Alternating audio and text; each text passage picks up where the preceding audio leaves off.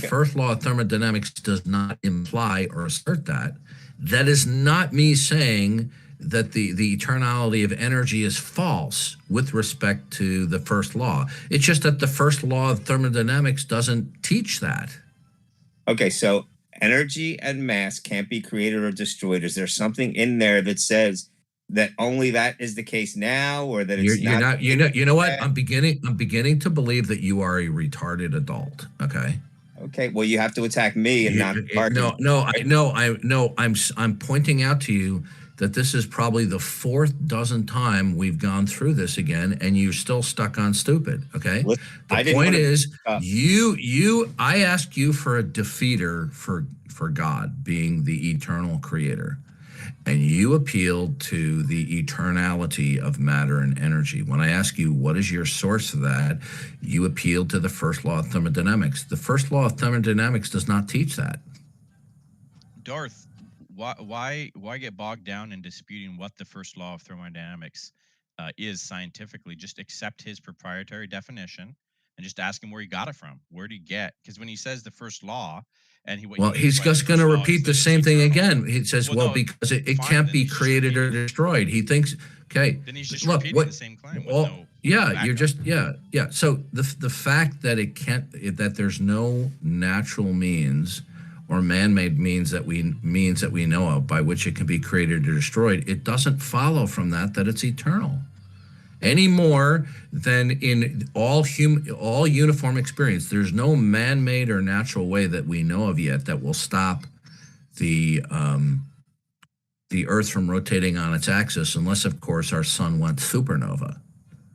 Okay? Well, because someone said that God created the world ex nihilo doesn't mean that that's actually the case. Well, actually, when God does speak, it does mean that it's the case. Well, I mean, I've spoken to plenty. Sorry, go ahead. No, when God speaks, it does. So you're telling me, so like this. So in the case that God is, and he speaks that that's the way it was, so then what God asserts is not necessarily true?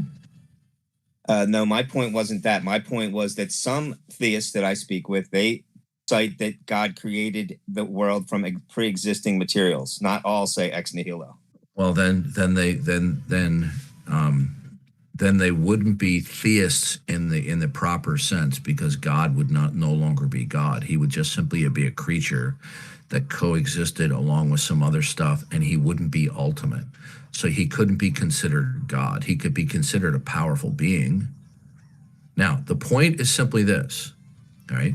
Well, then the reason why the first law of thermodynamics is stipulated has to do with the consistency of our uniform experience. In our uniform experience, we have not observed, nor do we know how any natural means or man-made means could destroy matter and energy. That does not preclude that there is something that non-natural instantiated matter and energy, and it doesn't preclude that something non-natural could destroy matter and energy. The point is this: you are capitalizing on the wording of the first law of thermodynamics the way a teenager would, and you're saying, well, because it's worded this way, it must necessarily entail the eternality of matter and energy. That is simply false. Again, there is no reputable sites that explicate the first law of thermodynamics that say what you're saying.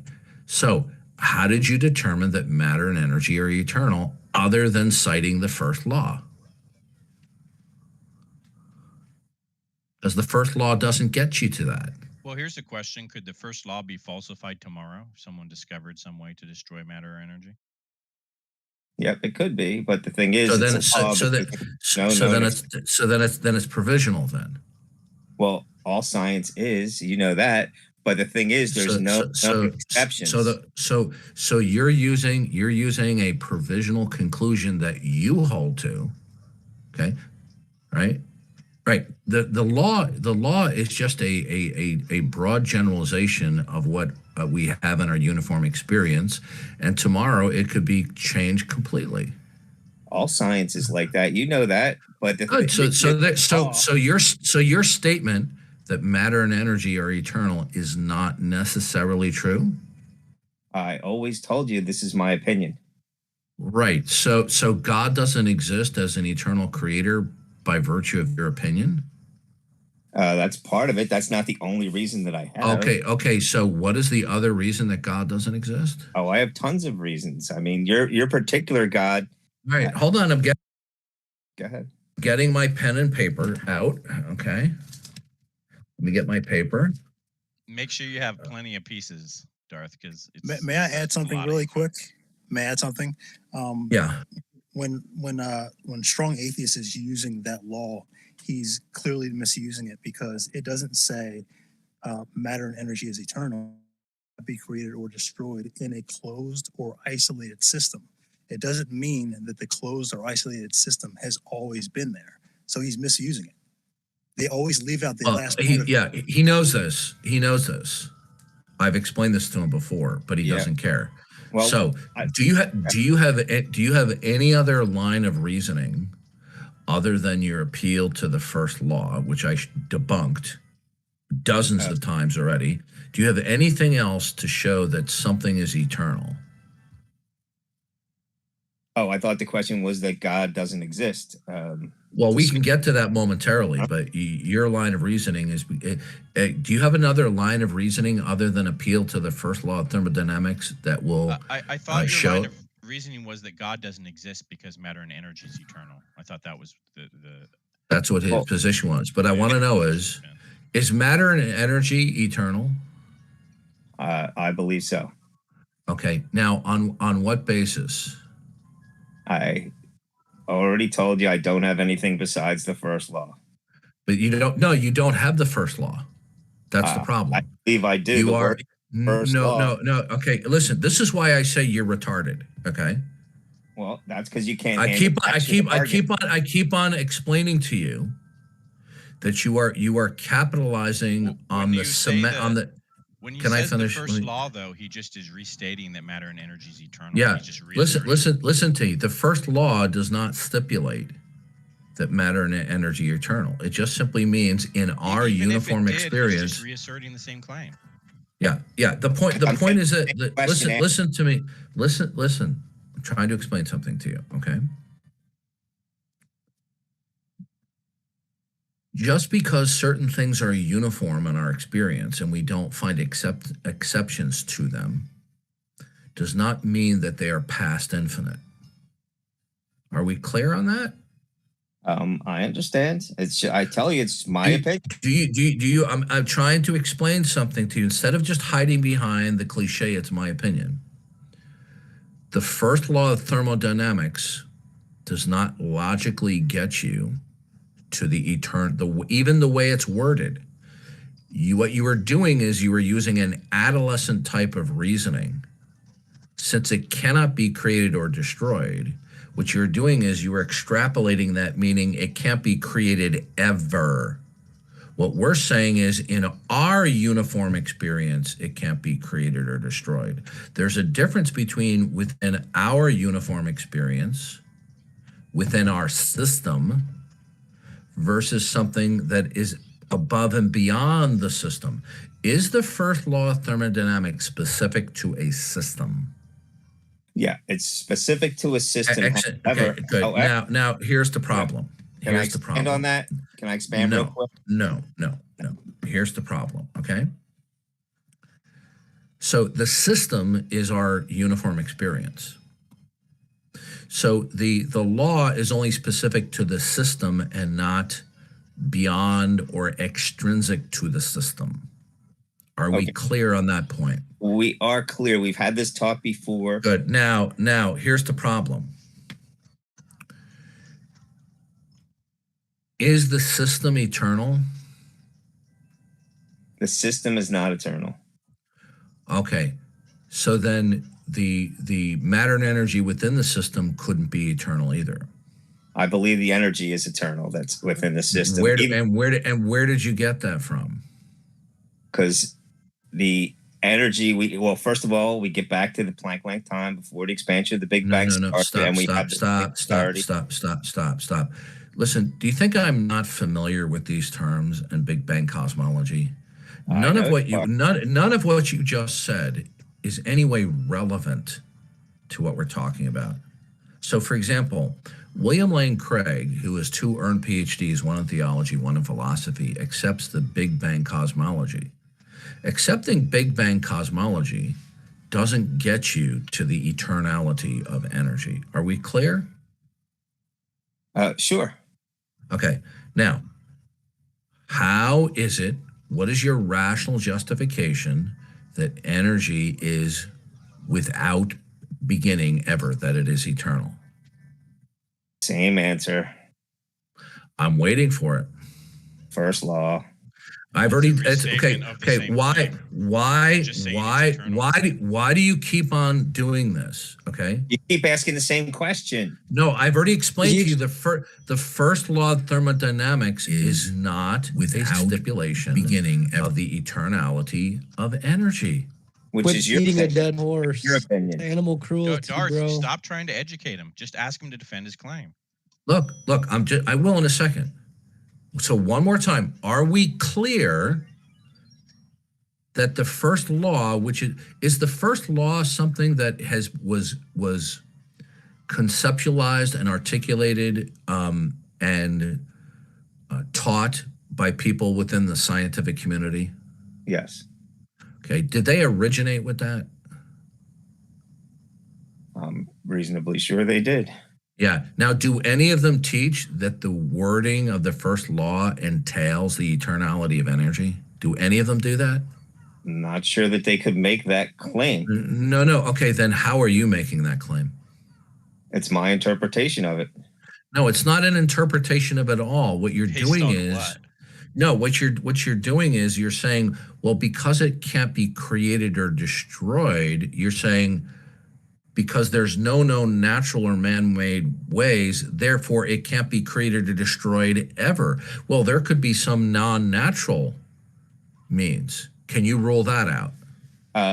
Can't rule it out, but I say okay. Now it's not. Stop right there. If you can't rule out a non-natural origin for matter and energy, okay, then you cannot state ipso facto that energy is eternal. Again, we've been through this 3 dozen times. Right. I Look, misspoke. 3 dozen times. Listen, I want to finish. I want to finish. We've been through this 3 dozen times. Stating that matter and energy cannot be created or destroyed is specific to the system. The system is within our uniform experience in terms of natural processes and in terms of what man can do. So the first law is not a stipulation, directly or indirectly, of the eternality of matter and energy. Are we clear on that? Because I want you to stop appealing to the wording that it is a justification for the eternality of energy, because it is not. Are we clear? I'm clear on your position on this. No. Okay, you see, I didn't ask if you were clear on my position. Are we clear that the wording is not a justification for the eternality of energy? No, I'm not clear on that. Okay, then can you please explain to me why there is no scientific explication out there? Well, he just said they couldn't. He said scientists couldn't do that. So first of all, they don't have the word "except" in there. If you're going to say that your position is accurate, then there would be the word. I'm really getting frustrated here. Okay. I really am. I really am beginning to believe you're retarded. I really am. Because you can't address the actual argument, and that's why you have sir. No, we've been through this 3 dozen times. Listen, you are stipulating that the first law means something that nobody in the scientific community in published works supports. Okay. So you're finding a meaning in the first law that none of these people support or explicate. They didn't write a paper on it because they don't have anything to write a paper about. It's already in there. Yeah. No, it's not. Okay, look, it's not in there. Okay, listen carefully. Saying that it can't be created or destroyed means that we don't know of any natural or man-made ways by which we can create or destroy energy. That doesn't preclude that there is something that is non-natural that could have instantiated or sustains matter and energy. Okay. Yes, So listen to me. I'm going to try one more time. Either you're a fundamentally stupid person, which I don't think you are, or you're an incredibly devious, deceitful person. The first law of thermodynamics, even the way it is worded, you cannot extrapolate that it entails the eternality of matter and energy. Are we clear on that point? I am. Why do you care about this so much? Every time because I'm showing you that people hold to a belief fervently emotionally, even devoid of support. You have no support for your extrapolation that because it can't be created or destroyed. Listen to me carefully. In a Christian worldview, God himself is the origin point for matter and energy. The Bible says that God not only creates the world, he speaks it into existence. In Hebrews chapter 1, it says that Jesus upholds all things by the power of his will. So that means no creature can create or destroy matter. Creating and destroying anything that is not God is only within the purview and the capacity of God within the Christian worldview. So the first law of thermodynamics, the way it is stipulated, is it commensurate? Is it consistent with creationism? No. Yes, it is. No, not ex nihilo. You're not understanding. Okay. See, there's no evidence for what you're saying. Sir, when it says it can't be created, what we're talking about is that within the view of the natural world, okay? The first law of thermodynamics is not a statement of metaphysics, is it? It's could be. I think it could be. No, it is not. Okay. Based on what? Don't just contradict him, Darth. Based on what? Is that just ignorant conjecture on your part? Where are you getting that from? That if it always existed, what it does is it negates the need for a creator. No. Where it already exists? Hold on a second. No need how did you establish that something always existed? Same way. I'm not going to repeat it to get you pissed off again. No, listen to me carefully. Recitation. Listen to me. Based on what? Is matter being incapable of being created or destroyed commensurate with your model of reality? Yes, energy / matter can't be created or destroyed. Okay.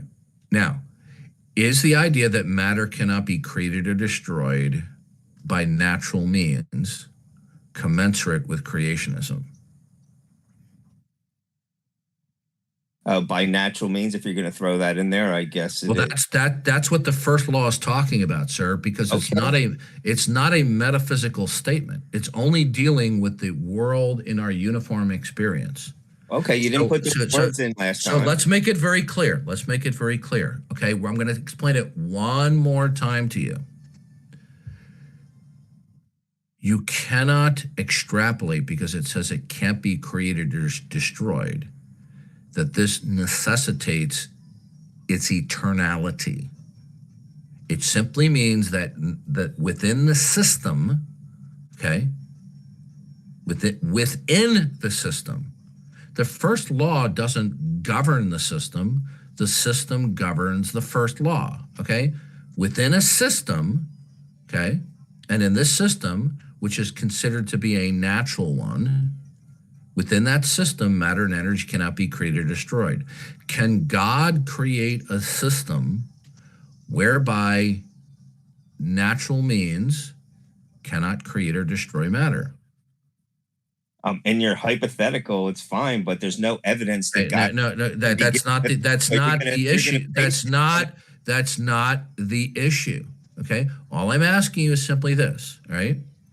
So matter and energy being incapable of being created or destroyed is commensurate with biblical creationism. Okay? Only God could create or destroy matter and energy. So when we come to the conclusion that matter and energy cannot be created or destroyed, it's not saying that under no circumstances whatsoever metaphysically could it be created or destroyed. It's simply pointing in within our naturalistic system, it cannot be created or destroyed. Now, is matter and energy being incapable of being created or destroyed within a naturalistic system that was created by God? Is the first law in that scenario commensurate with creationism? Well, the answer is yes. Well, I mean, Well, if you insist, but I mean, you would have to listen to me. In the Bible, in a biblical worldview, right? God brings matter into existence and he sustains it. So that means that there is no man-made way or natural way by which matter and energy can be destroyed. Only God can bring matter into existence and destroy it. So the Bible, the Christian worldview is clear about that. Whether or not you accept the Christian worldview as true is not the issue. The issue is the non-ability for matter and energy to be created or destroyed naturalistically, is that commensurate with the Christian worldview? Well, anything is, because a fictional character. No, sir. Listen. Is the non-natural creation or destruction of matter and energy commensurate within the Christian worldview? Probably not. A fictional character can do No, we're not. Okay, you see, this is look, listen to me. There's nothing backing up what you're saying. Listen carefully. Listen It's carefully. empty assertion. Okay, you're not, you see, what you're doing is you're reacting like atheists do. I'm saying, mind is like fleeing from the question. yeah, you're not focusing. I'm saying, I answered. in the case that the Christian worldview is true, Right. okay, in that model of reality, Sure. is the first law of thermodynamics within the Christian worldview, is the first law of thermodynamics consistent or inconsistent with the biblical narrative? Well, ex nihilo, I think it goes against. But if you want to say that God, No, can do sir, Okay. listen to me. I'm going to explain it to you one more time. Listen carefully. Within the Christian worldview, God is the only thing that can create things. Okay?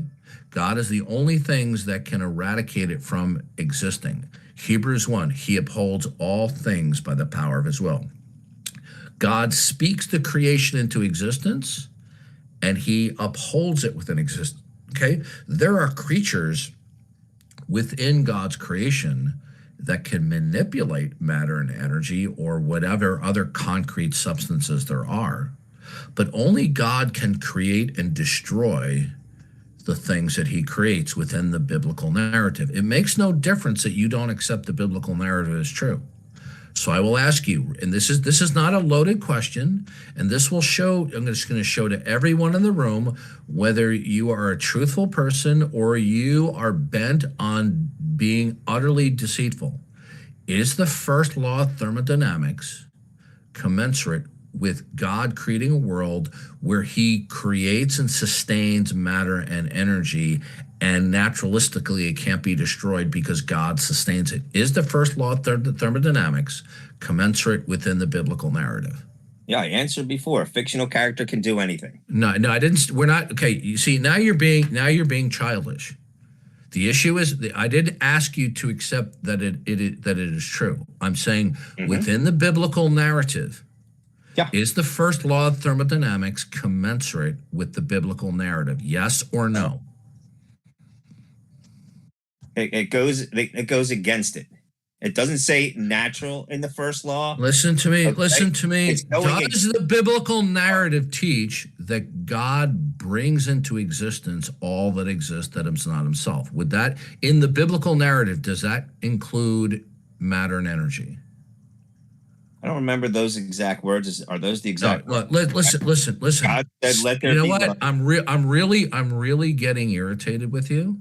It's Okay. because you're bickering and you're being argumentative as a strategery. Now, in the biblical narrative, does God create everything that's not himself? Well, the answer is yes. Does that include matter and energy? Well, yes. Now, it also says in Hebrews 1, he upholds all things by the power of his will. So that means that nothing within creation can destroy what God has created, okay? Because he sustains it. God would have to stop willing that it remain in existence, okay? So in the biblical narrative, matter and energy cannot be created or destroyed other than by God, okay? So let me repeat that again. Within the biblical narrative, only God can create and destroy matter, but setting God aside, matter and energy cannot be destroyed, created, or destroyed by any other means than God in the biblical narrative, right? Well, now there's different ways to look at this word. Sir, this is not complicated what I'm putting to you. It is uncontroversial. In the biblical narrative, matter and energy cannot be created or destroyed other than by God. There is no other means. Now, the first law of thermodynamics is not a stipulation of metaphysical completeness. It is simply a stipulation within our naturalistic frame of reference. So the first law of thermodynamics is consistent with the biblical narrative. Now, notice I didn't say that the first law of thermodynamics proves the biblical narrative, but the first law of thermodynamics, as it is stipulated, is consistent and commensurate with the biblical narrative. Now, do you want to dispute that last statement? No, I'll let you have it. No, I want a sincere answer.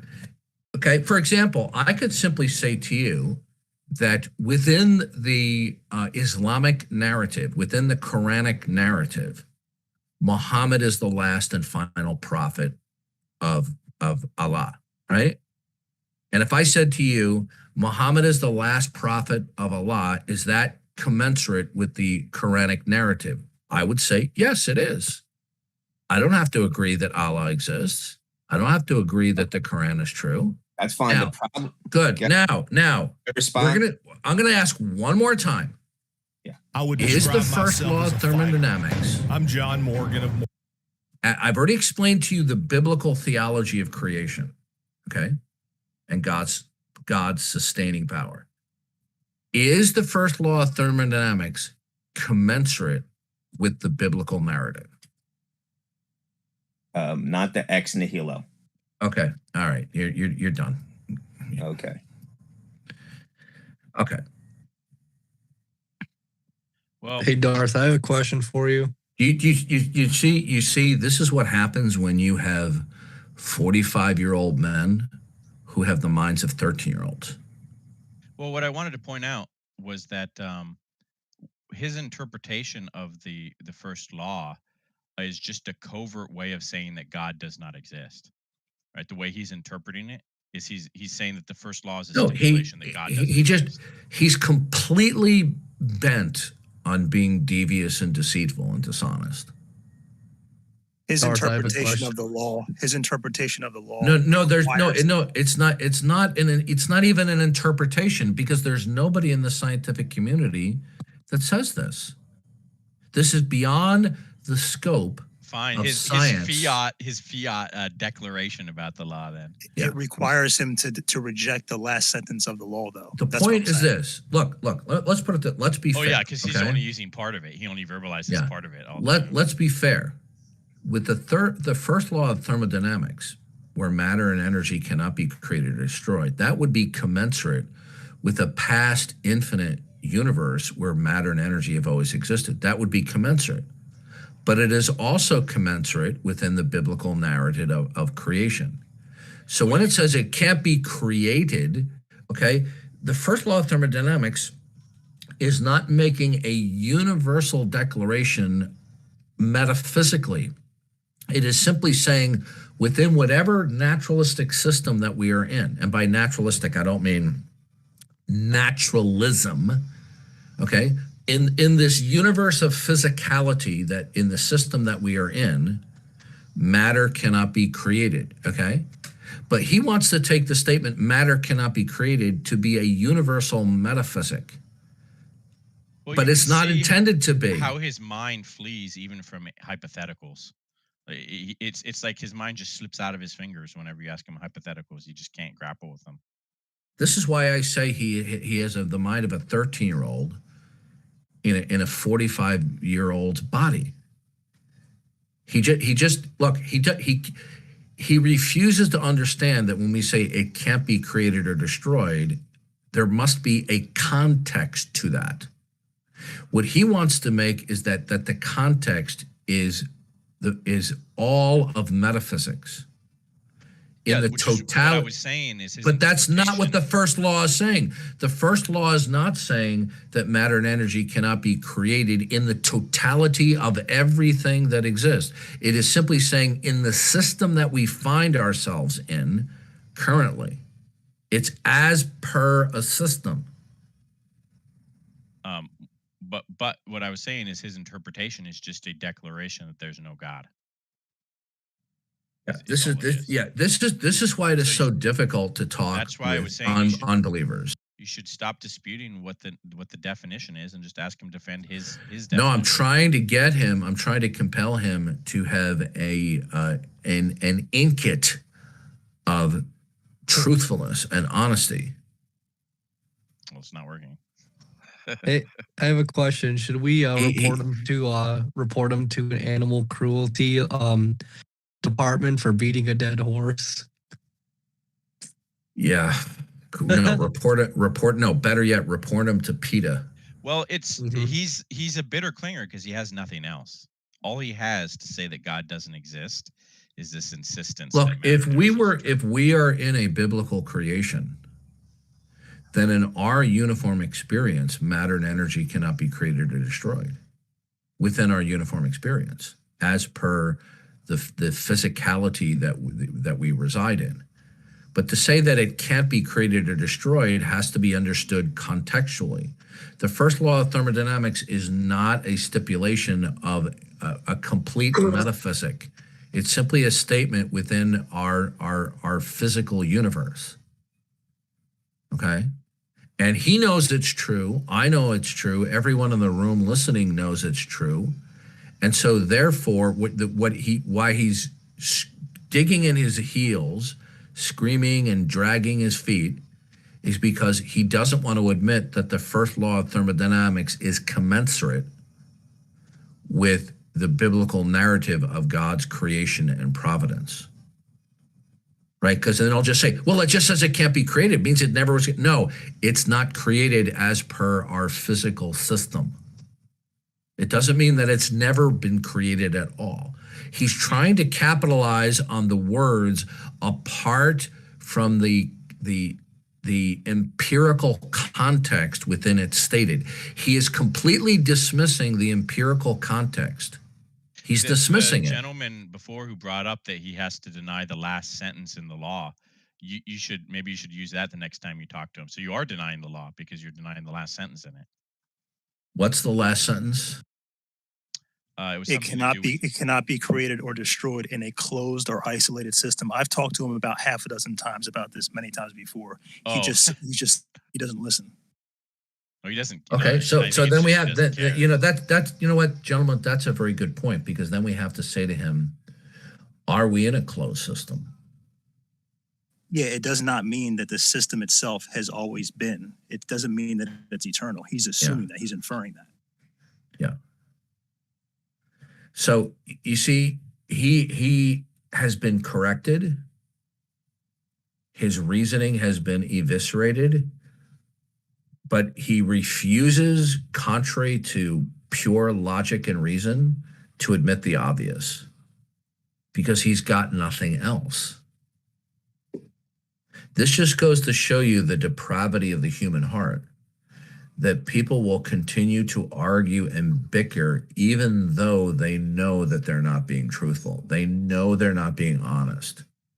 Well, I'm sure that what he does is I didn't hear you do this specifically, but I'm sure that when you ask him to defend his proprietary definition, he then leans on the normal definition as a defense for it. But then chooses to interpret the normal definition in his proprietary way whenever he feels like it. So I'm sure he swaps back and forth if he Well, ever I've feels made like it clear does. to him that can't be created or destroyed is limited in scope. It's not a universal statement metaphysically in terms of the totality of everything. Yeah, He knows this, well, but he's he insisting that just it wants to say, does. it says it can't be created or destroyed. Well, there you go. It says it right there. Well, then his interpretation is just an assertion that God doesn't You exist. know, Then. he's purposely being devious and dishonest, like these old senile people who get a publisher's clearinghouse saying you may have already won $1 million.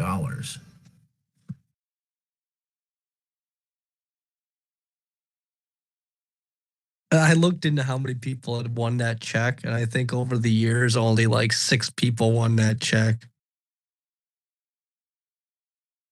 Say that again. I don't know if it's the same brand you just talked about, but that big check that comes to your house that you see on the commercials, it's like 100,000 or 1,000 a week for life. I think Yeah. only 6 people have won that over the years. No, they have a winner every year. Do they? Is it publicly disclosed? I'm pretty sure that they do. Okay. You got to ask yourself, where's that money coming from? It has to be coming from some insurance. Well, money. what it's coming from is that well, first of all, most of the people that play Publishers Clearinghouse are elderly. Okay, they target the elderly. Okay, and because certain people, when they get elderly, they get gullible, and they think that if they buy magazine subscriptions, that they're going to increase their chance of winning the Publishers Clearinghouse sweepstakes. So whatever fees that they have to pay out are vastly more than made up for by the increased magazine subscriptions that they saw. Do you understand? It's a cost of doing business, right? Publishers clearly no, it's not a Ponzi scheme. Do you know what a Ponzi scheme is? Or I meant a pyramid scheme. No, it's not a pyramid scheme either. It's neither. Look, you can enter the contest. You don't have to buy magazine subscriptions. But the way that these things are worded, it leads a lot of gullible people, and including elderly people, to think that if they buy magazine subscriptions, they're going to increase their likelihood of winning. So they buy several magazine subscriptions. When you have hundreds of thousands of people doing this, if not millions, then whatever you pay out in some yearly sum, okay, is chicken feed to the amount that you are recompensed by the subscriptions, the magazine subscriptions.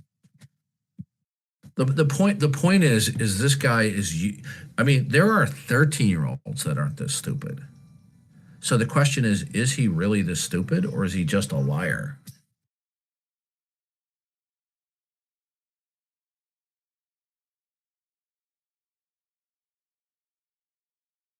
You know, he keeps on harping. Well, it says it can't be created. Well, therefore, God didn't create it.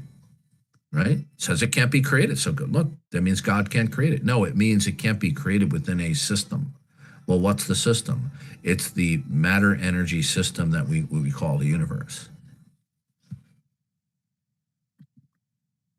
He would not want to notice how when I asked him, is the first law of thermodynamics commensurate within a biblical worldview?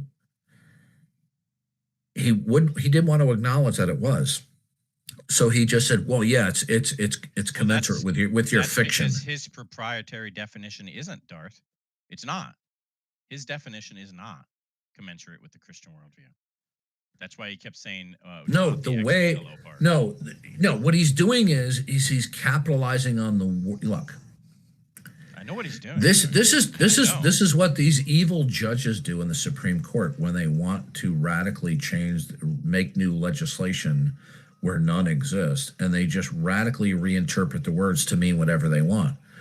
Nobody who has ever formulated or promulgated the first law of thermodynamics intended it to be a universal, eternal stipulation metaphysically. And I've made this clear to him 2 to 3 dozen times.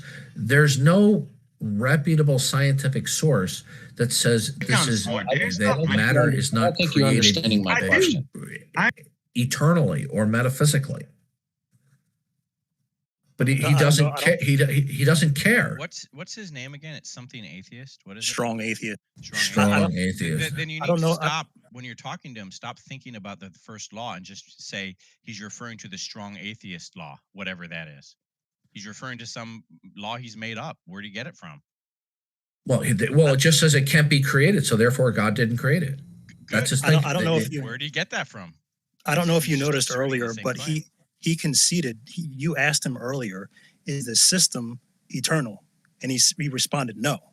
So he already conceded that. So how can the energy be eternal if the system from which it resides in is not? He said Right, the system was exactly. not, but the matter, the energy is, which I don't even know what that means. But No, he's a borderline lunatic. Okay. He's bored. I wouldn't be surprised if he's going to be promoting a flat Earth soon. well, if you ask him where he got it from, and he refers to the first law, which is actually the strong atheist law, then what he's saying is he's referring to a law that says it's eternal. Well, that's just a restatement. You need to ask him where he got that from. And the only thing he will be able to refer to is It's hopeless. No, it's hopeless. No, don't you understand that when you pin him down with his own words and you corner him by his own words, he scurries out by changing the subject? Yeah, he can't even entertain hypotheticals. It's too hard for him. It's not that it's too hard. He doesn't want to. He wants to use the first law of thermodynamics as being incommensurate with the biblical narrative, but it's not. Well, The first law of thermodynamics. That is. Yeah, but you see, but he's not. Then he's not using the first law. I know, that's why I said He's using it's the first law of strong atheism, not the first law of thermodynamics. So I'm saying, if you think about it that way, then you need to ask him where he got his first law of strong atheism from. Ultimately, He'll just go back again. He'll go back again. Well, the way it was worded, like this is psychotic. Something that could convince someone else. Yeah, I know. eventually You can't really ever. would So It's like when you debate believe in the my heart. evolutionists. Right. And you So say, I'm- where is the evidence for evolution? And then they'll appeal to you to the artistic renditions of the sequential descendancy of creatures, right? And you'll say, okay, what demonstrated that? Like for example, when you watch Professor Dave's video, and by the way, he's no professor. He's, failed in his academic achievements, although he's a very popular YouTuber. Now I forget what I was going to say about Professor Dave. Maybe you should do a review of one of his, since you're. Oh my God, he's so. He went after the Discovery Institute. These guys have PhDs, and even if you disagree with him, he's cursing. He's being vulgar in his attack videos on YouTube against these guys with PhDs. It's one thing if you disagree with him, but you'll have to check out. It's funny you were quoting Dr. Eugene Koonin, and he was saying something about how ID advocates are, what do you say? They're clever in their own perverse way, or how did you say it? Phrase it? Oh yeah, that was Koonin. He says the ideas are very clever in their own perverse way. I mean, he was giving a nod and wink to them capitalizing on certain concessions that can be used against the Darwinists. And by perverse, he means simply not accepting the evolutionary paradigm. That's what he means by perverse. Well, it's perverse because we're objecting to their paradigm. Their paradigm. Yeah, I mean, we're not even doing real science, right? They're It's perverse. not even They're- real science.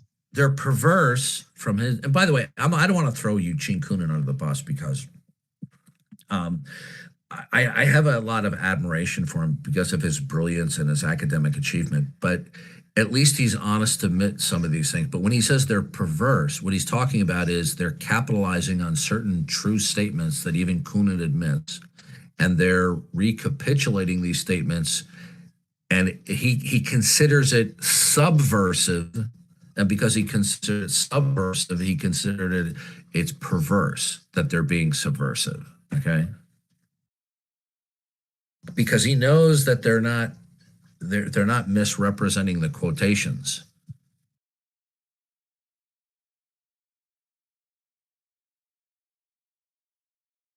It's so funny when I was watching the video of Professor Dave, where he was citing how the fossil record doesn't have to be evidence of gradualism, and he knows that he can't repeat that. He says, "Well, it's evidence of punctuated equilibrium," but punctuated equilibrium is just a theoretical construct. It's not something that's been established. Yeah, it's not. It's something not you even have evidence for. It's not even, well, they will claim that the fossil record is indicative of it, but here's the problem. Punctuated equilibrium is not universally accepted. It's also called saltationism, okay? Saltation Another is word for punctuated equilibrium. well, it's not synonymous. Saltationism, I just read about it recently. It means that saltation is when something happens in great leaps or jumps. Okay, saltationism is a kind of evolutionary view that evolution happens in large jumps.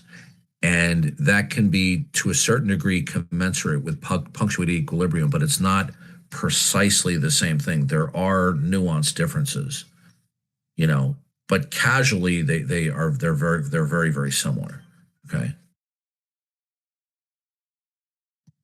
So it just amazed me the level of deceit that we have to deal with people. Okay. So, do we have any unbelievers in here who would like to explain why it's reasonable to to have unbelief in God? No, we can't seem to find them. We're going to discover the flying spaghetti monster first before we can find intelligent atheists.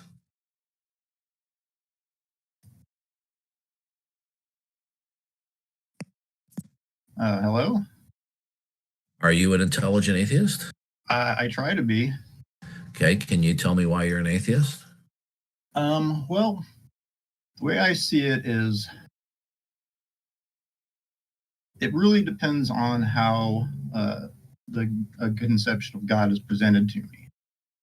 So if it's something, if there's a contradiction involved, then I could, justifiably say that God doesn't exist. The definition of God that we're working with is that I spent 15 years of my career there is trying an to eternal create a digital mind, notebook. which is the metaphysical foundation to all that exists. So God is the supreme being and the creator of all things that are not himself. Okay, completely uncontroversial definition. Do you believe that exists? I do not. Okay, can you give me a rational justification why God doesn't exist? Okay, well, I'll try.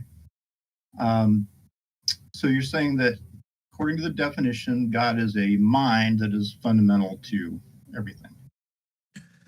Yeah. God is that which is ultimate, from which all things that are not himself or itself derive and depend, and it is a mind. Okay, so is it required that this mind is a singular, like a ultimate simplicity? Yeah. It's Okay. It's constitutive of the definition. We're dealing with a singular concrete thing. Yes. Okay, well then I would suggest that's not possible because a mind is a necessarily complex entity consisting of multiple parts. And what are those parts? Well, in the case of human minds, it would be, neurons and ultimately. Oh, so subatomic particles. you're making an argument of necessity by virtue of induction? No, this would be a logical Well, argument, but you're sir. Do you know why I asked you the question? Which question? Are you making a statement of logical necessity by virtue of induction? Do you know why I asked the question? Because that's what you were doing. No, I was just answering your. Are you making a declaration that the only minds that can and do exist must operate through the medium of physicality? Not necessarily physicality. But Explain to me why what is ultimate cannot be a mind. Okay, because in order for a mind to function, a mind must have. You're not okay. Well, here's the problem. Okay. Based on what? Here's the problem. That eternal mind wouldn't be encompassed by anything. So it would be the ground of all possibility. What you are saying is because the minds that you are acquainted with are contingent. Therefore, all minds are contingent. That is a logical fallacy. Okay, well, it's not really the position I'm trying to express. Okay, listen. So an eternal mind can't exist because, and please don't repeat what you said before because I debunked it. Well, I haven't really gotten into the details of why I feel that way. Sir, why is it that God doesn't exist? Because a mind implies multiple different functions. Where did you get this universal from? Well, that's our understanding of what mind is. Like a mind thinks. If it doesn't think, it's not a mind. Is that not correct? Well, are you mean having chronological thoughts? Well, yeah, actually. Okay. Well, why can't that mind have just one complete thought where he knows all things? I would say that is possible, but that would also imply a multiplicity of in space. No, sir. Wow, this is really bad, really bad. So you're going to have to do better than what you're doing. Okay. Well, it's a complex. No, sir. We talk about a mind. We're talking about some aspect of agency and cognition. Whether or not that agency, mind, cognition is precisely identical to ours is besides the point. It can just simply be like ours. Sure. So it doesn't follow that there are certain contingent states without which we couldn't be a functional mind, that therefore there cannot be an eternal immaterial mind. That's a non sequitur. Well, I'm certainly not saying that all minds must be human-like. Sir, no. God does not exist because? Right, because you can't have a fundamental. You can't. Whatever necessarily exists as the ground of all being, you can't say it can't be unless you tell me what is ultimate and fundamental, that is the negation of what is being proffered as the ultimate. Do you understand what I just said? Yeah, basically. Okay, so do you disagree with what I just said?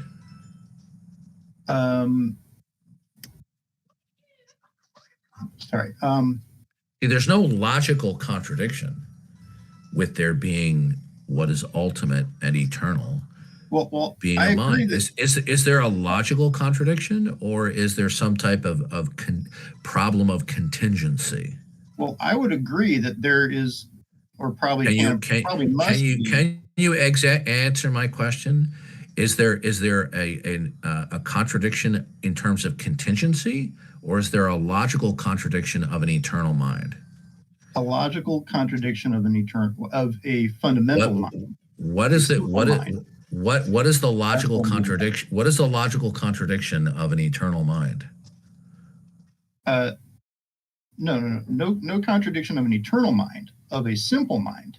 That's where I think the contradiction Wait, look, okay. The bottom line is this is, okay, you're not God, I'm not God. So you're not going to be able to go into great specificity as to what God's mind is unless the God reveals that to you, okay? The bottom line is simply this is, I'm waiting for you to give me a substantive line of reasoning why God does not exist, but please don't regurgitate what you said before because it was non-substantive. haven't really gotten into the substance of it. I mean, I'd like to get into a little more detail. What you've said before, no, you look, no, what you're saying is that you're not omniscient, right? I am not. Good. Then how do you know how an eternal mind, what or how it could be composed of? How do you know that? It's not about You're what just it's giving composed us of. ignorant It's about Listen, do you know what I like when I talk with unbelievers all the time? I ask very straightforward, non-trick, non-loaded questions, and 9 times out of 10, you guys dodge the question. How can you possibly know how a mind could or cannot be in terms of an ultimate? How could you know that? because I can actually demonstrate it like mathematically, like logically. No, sir, listen to me. You don't want to hear Mathematics doesn't stand in causal Mathematics doesn't stand in causal relations. Okay, do you understand that? And what's ultimate would be the Sure, source but of it's- mathematics and logic. But Not, listen, yeah, logic no. would derive from whatever is ultimate, sir. So Okay. what is Why would that have to be a mind? what is it? Well, that's not the issue. You're saying that an eternal mind can't exist because there's a logical problem. What is the logical contradiction of a mind being ultimate rather than what is ultimate is not a mind? Internal contradiction. Right, Not because- a contradiction with your definitions. What is sorry, I'm talking to two people here. So what is ultimate, and this is based on things that you've said, and I agree with you, And that whatever's ultimate must be singular, right? Yes. Okay. Well, that's my problem, is that that which is singular cannot be a mind, because mind entails complexity of function. So No, whether it's you're complexity through time, or complexity across space, stop. You're making a fundamental area here. You All are superimposing the complexity of human minds in terms of parts. We could have a mind that is immaterial. It is unembodied. You're confusing the complexity of thoughts versus the complexity of working parts in terms of physicality. You're making a category error. Oh, okay. Well, what's the category error then? The category error is when you're talking about complexity, you're talking about complexity of individual working parts. Why does a mind have to have individual parts? Because it has multiplicity of functions. No, it could have a mind. It could have when it has the fact that it has a different functionality, like willing or having reason. Okay, Right. These are just descriptors of the mind is. Now, can you tell me necessarily what the ultimate is? What exactly it is? I feel like I could guess. I could give you my best. No, I don't want you to guess. I want you to tell me, do you know, in a way that you cannot be wrong, what is the ultimate? Do I know? Okay, guess what? You've just lost. Well, I don't think you can know either. So we're kind of Sir. You just okay. So you've just agreed that you do not know what the ultimate is? Yes. I Then you believe that then you nobody then knows that. then you can't say what it is not. I'm sure I can. I mean, we can definitely. Well, we can. I can say that my coffee cup is not the ultimate. Well, that's I think because we would agree on that. that's because in an enthematic way, the coffee cup is a non-eternal thing. It's a contingent thing. So it would be a contradiction in terms. That's why. Okay, an electron. How is no eternal. sir, listen. What I'm explaining to you is this. Okay. Is if you can't tell me what is ultimate, you can't tell me what is not ultimate in the grand sense. Now you could say, well, your coffee cup is not the eternal mind. Well, of course, because it's a contradiction in terms, because a coffee cup is temporal, it's eternal. It's a contradiction in terms to the eternal ultimate. Of course, you can tell me what the ultimate is not, in so much as the whatever contradicts the definition of the ultimate, that it's an eternal ground of all being. So the ground of all being would by definition not be derivative or dependent. So you can tell me what it's not, meaning it can't be a rabbit, because a rabbit is contingent. But what I'm saying to you is, on a grand scale, you can't tell me what it is not because you don't know what it is.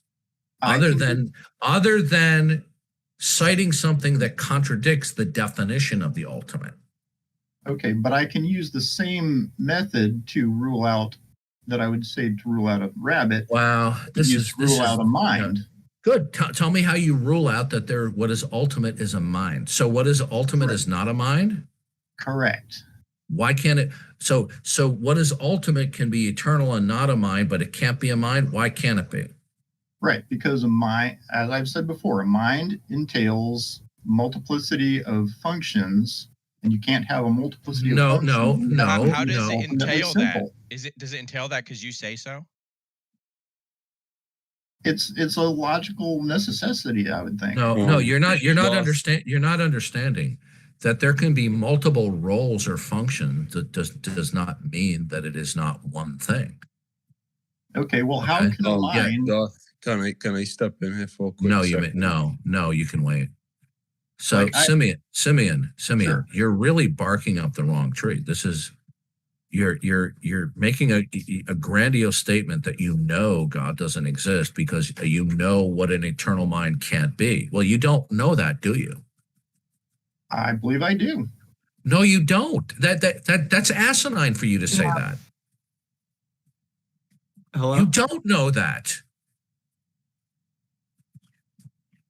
I believe I do. No, you can't.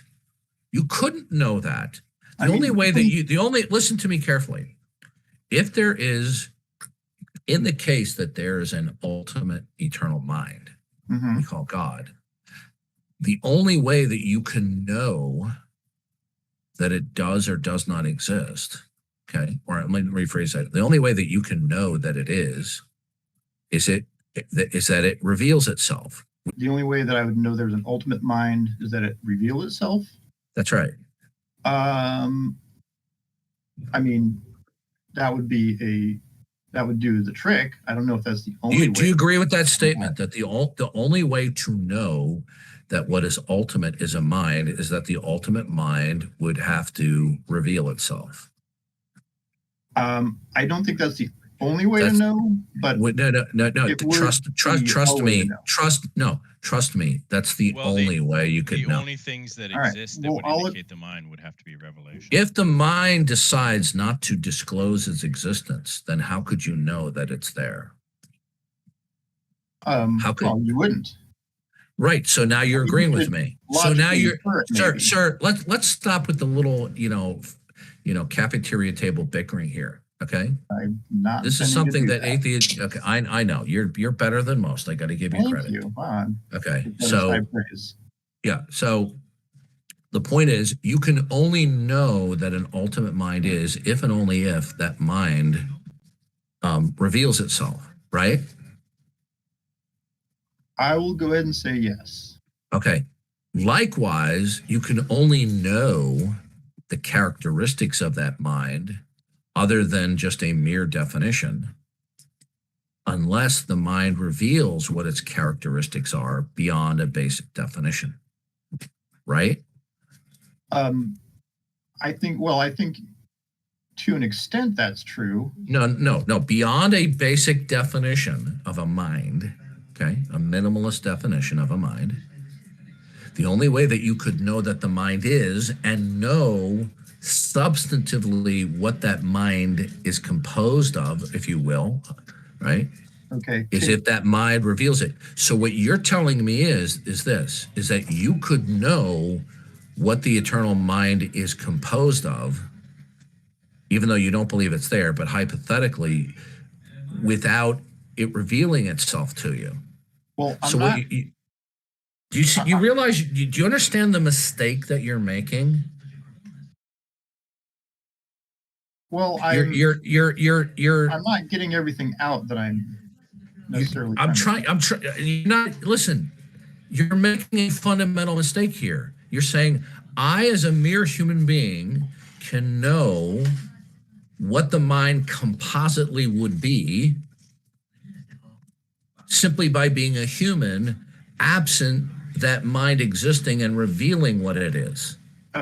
Okay, so I'm not saying. Can you know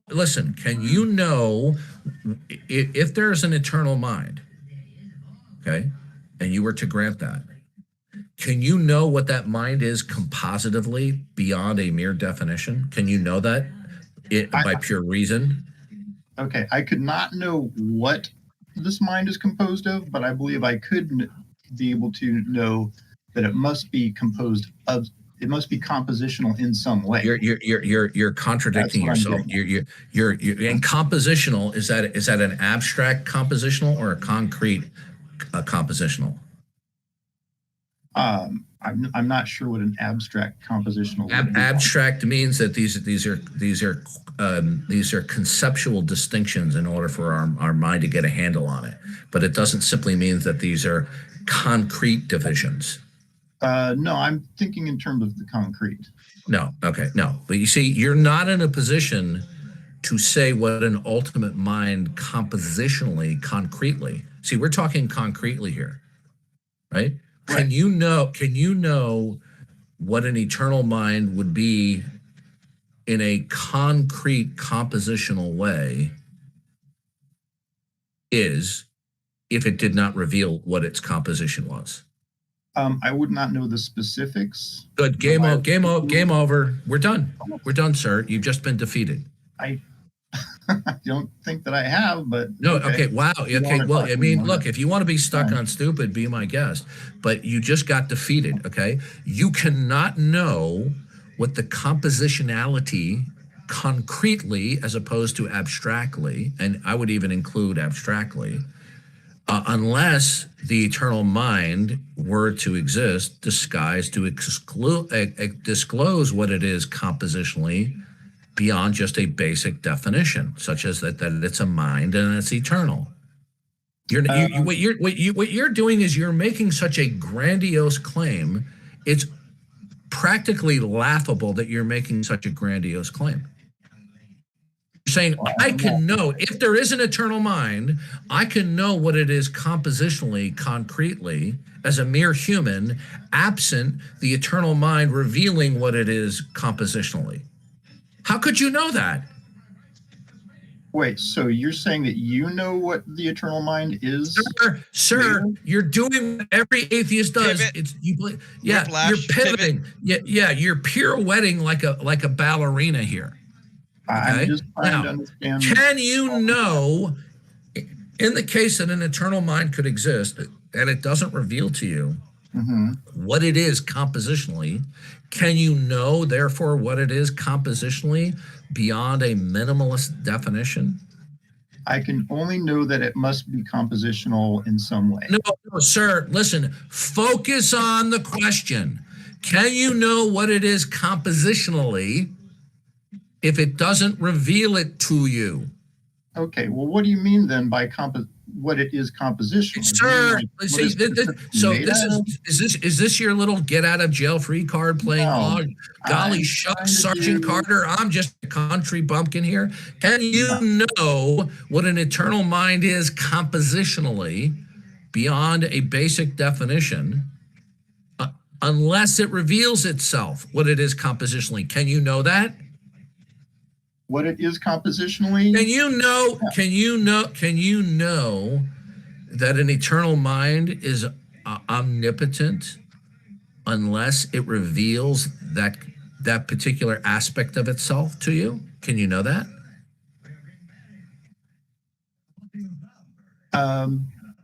Well, I don't think you would necessarily. Okay, let me ask you this question. Let me either. ask you this question. Do you understand the difference between Unitarian and Trinitarian views of God? Yeah. Okay. Can we know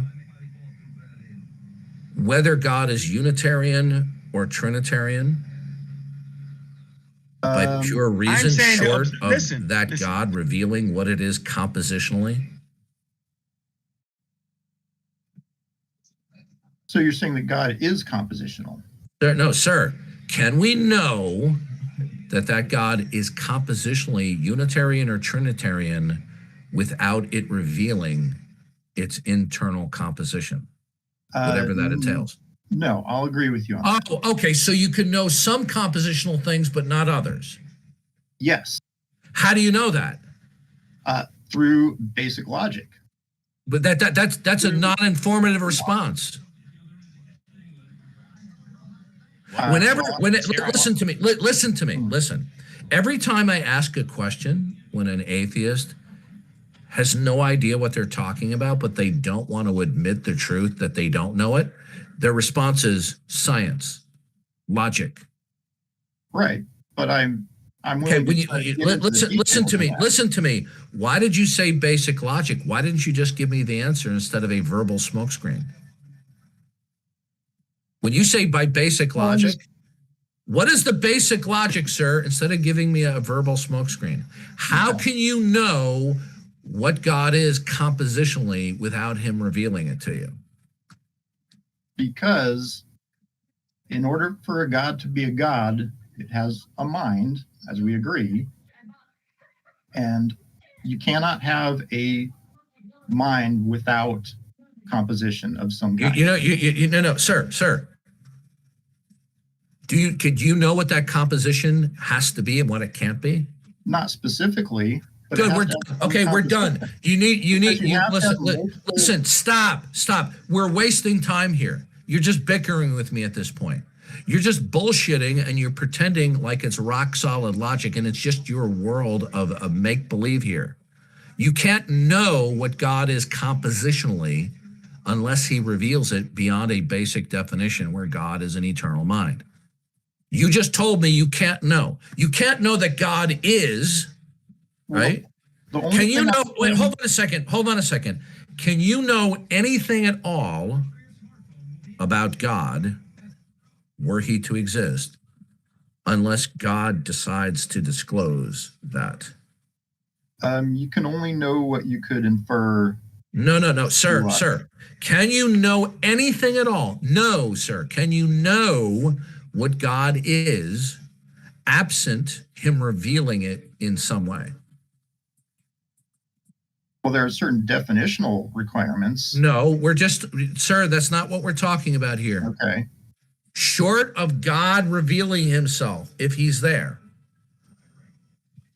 can you know anything about him unless he decides to disclose it? I believe I can. Okay. There's no point in talking to you anymore. You're completely stuck on stupid. It's like I'm talking to a 14. It's like I'm talking to a 15. No, sir. Listen to me. Sir, you can't know anything about God unless he takes the initiative to reveal either some or parts of what he is or that he is. This is 101. Well, I would say that's mostly true. No. It's not mostly true. It's completely true. How can you know anything about God unless he decides to disclose it? How could you know that? Well, it isn't about knowing about God. It's about knowing. Okay, you know what? We're done. You know what? We're done. We're done. Okay. This is a well-practiced shtick that you do, and we could keep on really. going on for another 2 hours. No, you're just this is just called cordial bickering. You're a cordial bickerer. Oh, okay. You keep on. You're a dog. Well, that's what you're doing. You can't know anything about God, anything at all, unless he decides to reveal it. Now, can you tell me, how can you know anything at all about anything in this world unless God exists and he reveals it? Can you know anything at all unless there's a God who reveals it? Good. You can rule out some things which is self-contradictory. Okay, now, for instance. Hold on a second. Okay. Slow down. Okay. Does that not presuppose that there are universal laws of thought? I would say that there are, yeah, sure. Okay. Yes. Okay. Is the law of non-contradiction absolute, invariant, and universal? I believe so. And how do you know that? Well, that gets into some thorny woods there.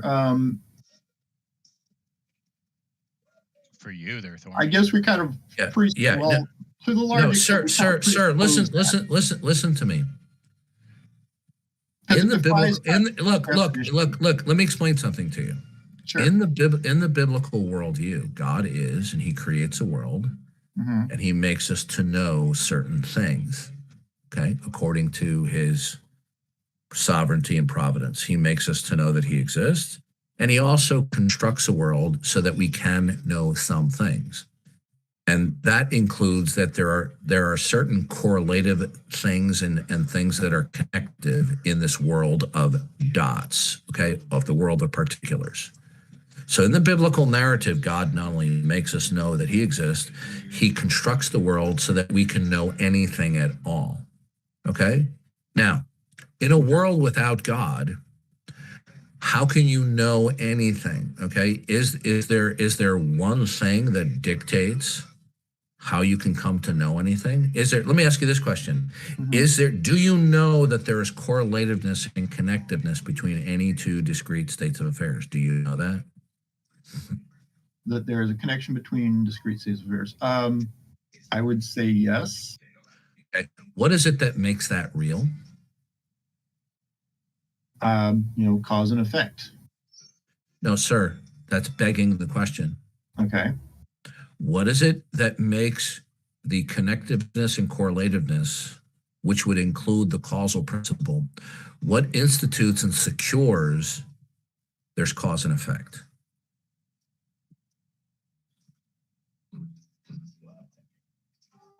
If it's not God, what institutes and secures the actuality of cause and effect sequencing?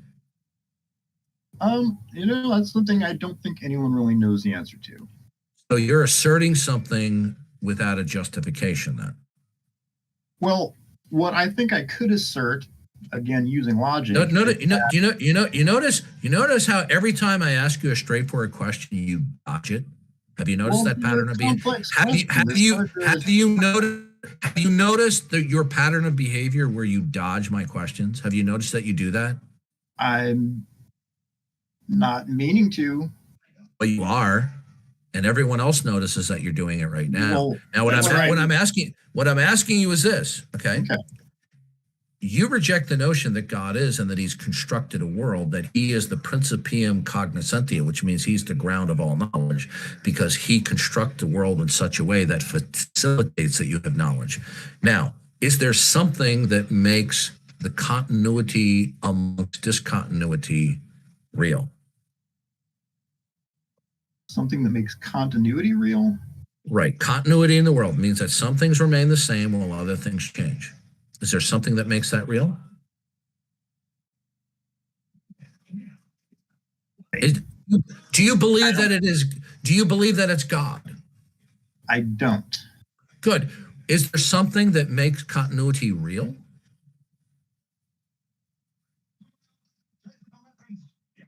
something that makes it real. I would just chalk that up to being part of the nature of reality. Well, then all you're just simply saying, well, it just is. What if I just said to you, well, God just is? That's just the nature of metaphysics. God just is, and we are His creators. You can accept that? Well, that's what you do say, isn't it? No. Oh. I'm just using your line of reasoning, but you don't accept that. Now, here's the point. Now, you want to claim that you can know things without God. Okay. So is the human mind omniscient? No. Okay. So which I know that. So at least know that much. And how do you know that? Because I know that there's things that I don't know because I learned things. And how would things that you don't know mean that you're not omniscient? That's by definition the case. You sound like Joe Biden. Think about you mean because it would be a contradiction? Sure, or it defies its own definition. Okay, so no contradictory states can exist? Yeah, sure. And how do you know that? Are you omniscient? I'm not omniscient. So since you're not omniscient, by what means can you make such a universal declaration? Is it through pure reason? Is it through induction? It would be more a matter of reason, but it's supported by induction also. No, it's not. No, induction can't get you to a universally necessary statement. Okay, are we clear on that? Right, but it can. Sir, listen to me. There you go again. Right, listen to me. You see, you give with one hand, you take another. So you can't use induction then, right? Can you? Well, I use induction in general. Okay. You know what? I'm about to throw up listening to your bullshitting. Okay. You are a bullshitter. Okay. I'm sure you're probably a lawyer. Okay. I'm not a lawyer. Can you make a very good lawyer? Okay. Now, can you use induction to get to logically necessary universal statements? No. Okay, good. So then you can't appeal to induction. So do you know that there are universal invariant laws of thought by pure reason? I believe yes. How? You're not omniscient. Right. But omniscient just means I don't know everything. It doesn't mean I know. Sir, okay, well, okay. You know what? My head's about to explode like JFK right now. Oh, sorry. Because you've now just gotten a bachelor degree from Dunning-Kruger University. Okay. Okay. Now, you're giving me a statement of universality, but you're not omniscient. So how could you know it by pure reason? You might believe it, but how would you know that it's true? How do you know that there cannot be any contradictory states of affairs? How do you know that?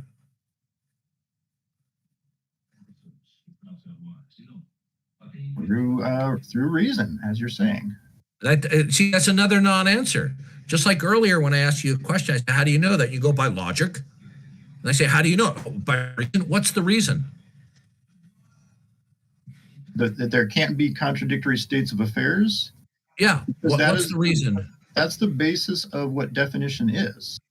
No, sir. How do you know that that's true? Sir. So in other words, are the laws of logic then conventional? Well, are they mere human conventions? That's actually something I'm kind of like trying to work out. Or are they mere human conventions? Okay, you know what? Have a nice day. Okay, this guy is just a walking, talking, dodge, spewing machine. That's all he does. Dodge, dodge, dodge, dodge, dodge, dodge, dodge. Darth, you know how there's atheists who will say when you give a definition of God, they'll say you're trying to define God into existence. That guy was trying to define God out of existence by definition. Of course he was. That's right. That's a very astute point, Annie Oakley. You did it again. He's defining God because he's defining how minds are. Does it surprise you he's in the Tom Unboxes server? Why I'm not surprised at all. Hey, you said something that made me laugh, Darth. You go, you're a cordial bickerer. That's what he is. He was very cordial, but he's just bickering. That's all he's doing. Okay. I That's missed simple. the last like 5 minutes of it. I was away. Did you make any No, changes? it's the same bickering shtick. I mean, how many times I'd ask him a question and he'd like, yeah, but, and then he just goes on to a semi-related rabbit trail. But he knows there's no God. He's the smartest guy on the planet. I don't know if you caught it, but in the middle of that, I said a Joe Biden line. I'm like, think about what you'd think about. That was literally that guy. Yeah, he wants to tell us that what the composition of God's mind would be or could be if God did exist, without God revealing what his mind is compositionally. I mean, does anybody see how asinine this is? There we go. Demos, mute your mic. Well, I wanted to talk to you, Darth. Oh, well, then go ahead. All I heard was static on your mic. Oh, are we good now? Yeah, go ahead. All right, great. So, Darth. How do you say your name? Just call me Nitty. Everyone calls me Nitty. All right, go ahead, sir. All right. So, Darth, you consider yourself a Christian in general, right? Yeah, is there a point here, sir? Yeah, there is. So, when you consider yourself a Christian, I'm actually curious as to how much you've thought about whether or not Christianity is the result of theological development. What do you think about that idea? No, there is the revelation of Christianity, which is the revelation of God in the Bible, but there is theological development where very smart people ruminate on what God has revealed and draw forth certain reasonable extrapolations above and beyond what God has revealed. But to say that Christianity is simply and only just a theological development would be, as far as I'm concerned, a false representation of the origin of Christianity. Christianity is revelational. Is there theological development as a byproduct of what God has revealed about himself in the scriptures? Yes. So would you say things like the hypostatic union, the incarnation, the virgin birth, those are theological developments or divine revelations or both? The virgin birth is a divine revelation. Okay. The hypostatic union is how shall we put this? These terms are just simply clarifications or amplifications of what God has already revealed. Okay. For example, you won't find the word Trinity in the New Testament. You're not going to find the hypostatic union, but contained within the various passages, when we surmise these passages and cross-reference them, we can draw logically necessary conclusions from these stipulations, of which the Trinity and the hypostatic union is. Right. Yeah, and when I was a Christian, I wouldn't disagree with that. So I completely understand that. What are you now? What are you now? I'm an atheist. Okay, why? Because I don't have sufficient personal reasons to believe in God, and I see at minimum that Christianity appears to be more of a theological development of the ancient Near East. Do you have personal sufficient reasons to believe that the not God world is true? Yes. What are they? I've personally prayed for specific validations of God's case for the resurrection and testimony of Jesus Christ to be true.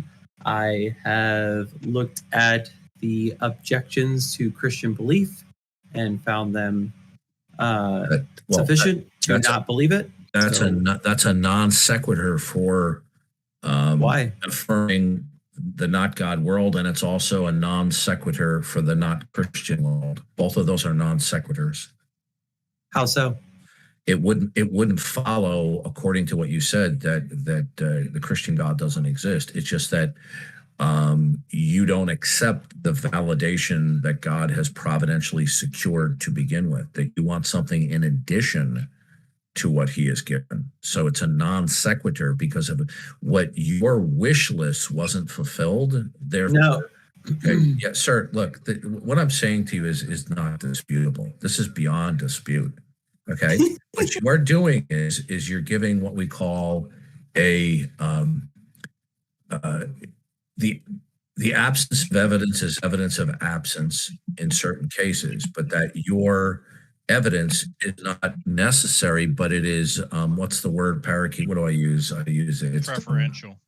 Preferential. You're giving us a preferential wish list, and that the preferential wish list isn't fulfilled. Therefore, either God or the Christian God. Now, what we're talking about right now, per se, is your atheism. So God does not exist because I don't have sufficient reasons to believe in him. Right. Then I'm asking you, what are your sufficient reasons to believe that the not God world is true? Because I want the excuse. Do you follow that rule when you apply it to the not God world? Wait, can you say that again? I'm serious right now that you lagged out for me. So can you repeat that? I said that you're saying that you want to have personal sufficient reasons to believe in the God world. Right. I just want to see if that's an arbitrary cliche so that you can dismiss God, but that you don't actually follow that rule. Do you follow that rule when it comes to the not God world? What was the rule that you said? You said you needed personal sufficient reasons to believe in God. Right. Okay. Now, do you have personal sufficient reasons to believe that the not God world is true? Yes. What are they? That I have not experienced what I would constitute you're repeating yourself. You said this. Okay, so you don't reject. So you reject my own reason. You are putting. You're putting. So what you're saying. So what you're saying is that do you think it's up to my personal preferences to attribute to a God world? You're not listening to me. Can you let me finish a thought?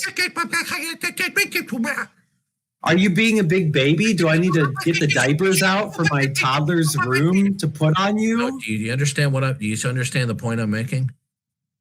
You've now turned what you've now turned into is a bickering. You are a big baby that won't listen to someone explaining what they're trying to say. I'm listening to you, but you're big. I'm going to get your fucking diapers out so that you can put them on and strap them up and piss in your toddler potty, right? So that you can deal. You can kick me from this. I don't care. Now at this point, because you won't listen to what I'm actually saying. Can I ask you a personal question? Yeah, sure. Are you a homo? You know what? I will rub my nipples and pinch my. See, I know it. No wonder. Pinch my hairs. No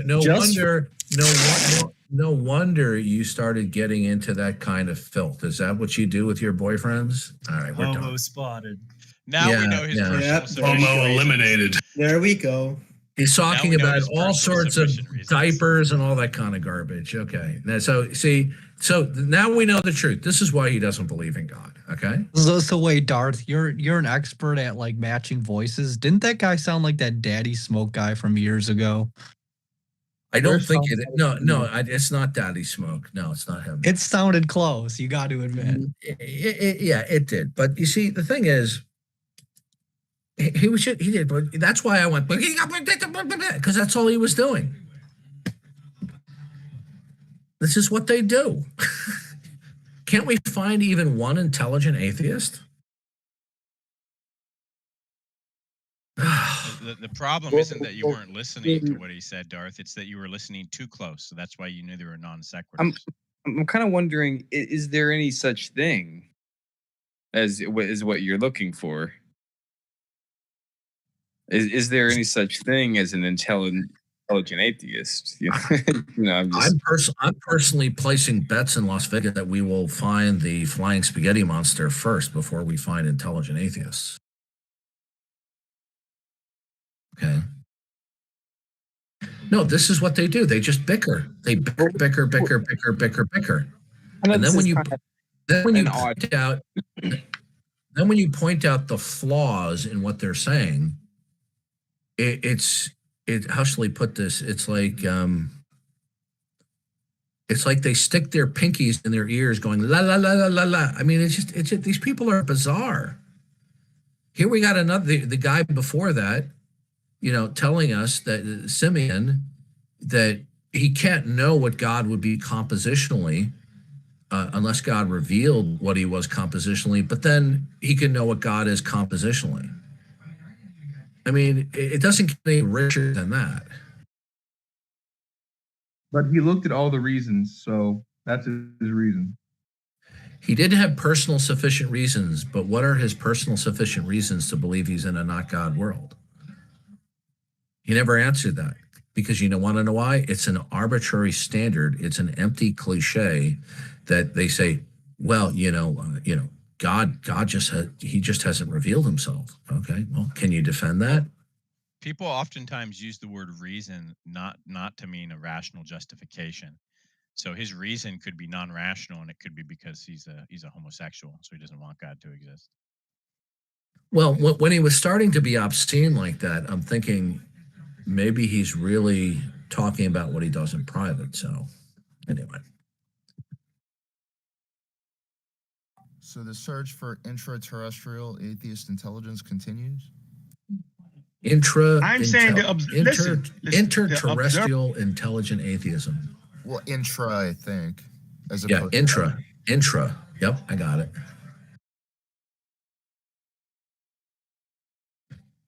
Oh my gosh, all we get are these bickerers, We did have two people that I complimented, I think, yesterday, but that was about it.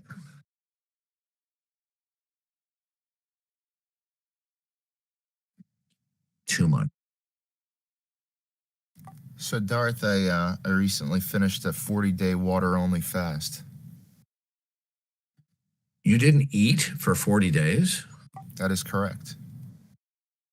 And why did you do that? Well, I had a lot of weight to lose, for one thing. Yeah, that's not healthy to do that. You know that? I wouldn't do it this way again. No. How much weight did you lose? How many pounds did you drop? Hello? I'm here. His hearing's gone do you know that you can actually have severe health conditions if you lose too much weight too fast? That can give you serious health problems.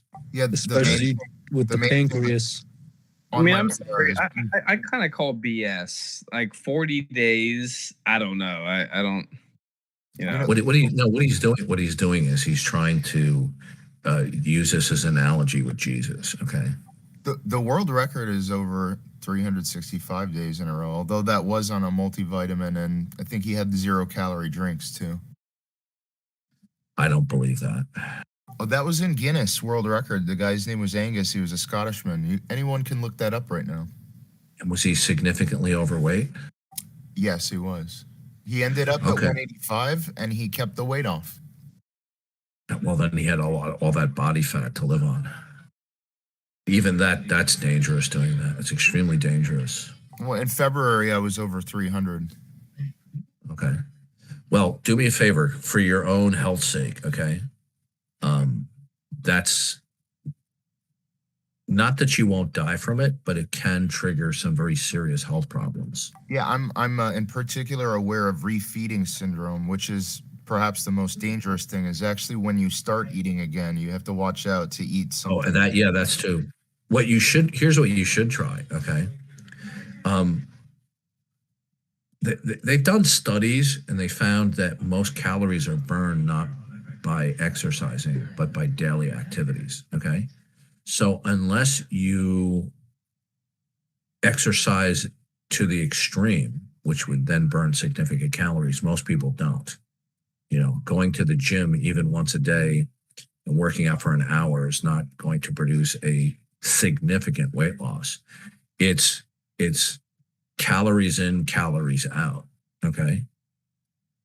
So you want to make sure that you, over the long term, on a day-by-day basis, that you are burning more calories than you're taking in. And then over the long term, you're going to lose a decent amount of weight. Yeah, there's an expression, Gizmo, abs are made in the kitchen. Meaning it's what you're eating. Oh wow. Well, I was keeping track of my calories in. It was 0. No, I'm talking about just general weight loss in general. That is anorexia, and you're going to make your body crave and Yeah. binge. Would you like to show me Another thing, what you can do is, what you want to do is, Everyone's talking about food. is to, if you're going to eat, you want to consume things that are not high caloric. Okay. Yeah, I like the Away from sugar and carbs, and you'll be fine. Just eat celery.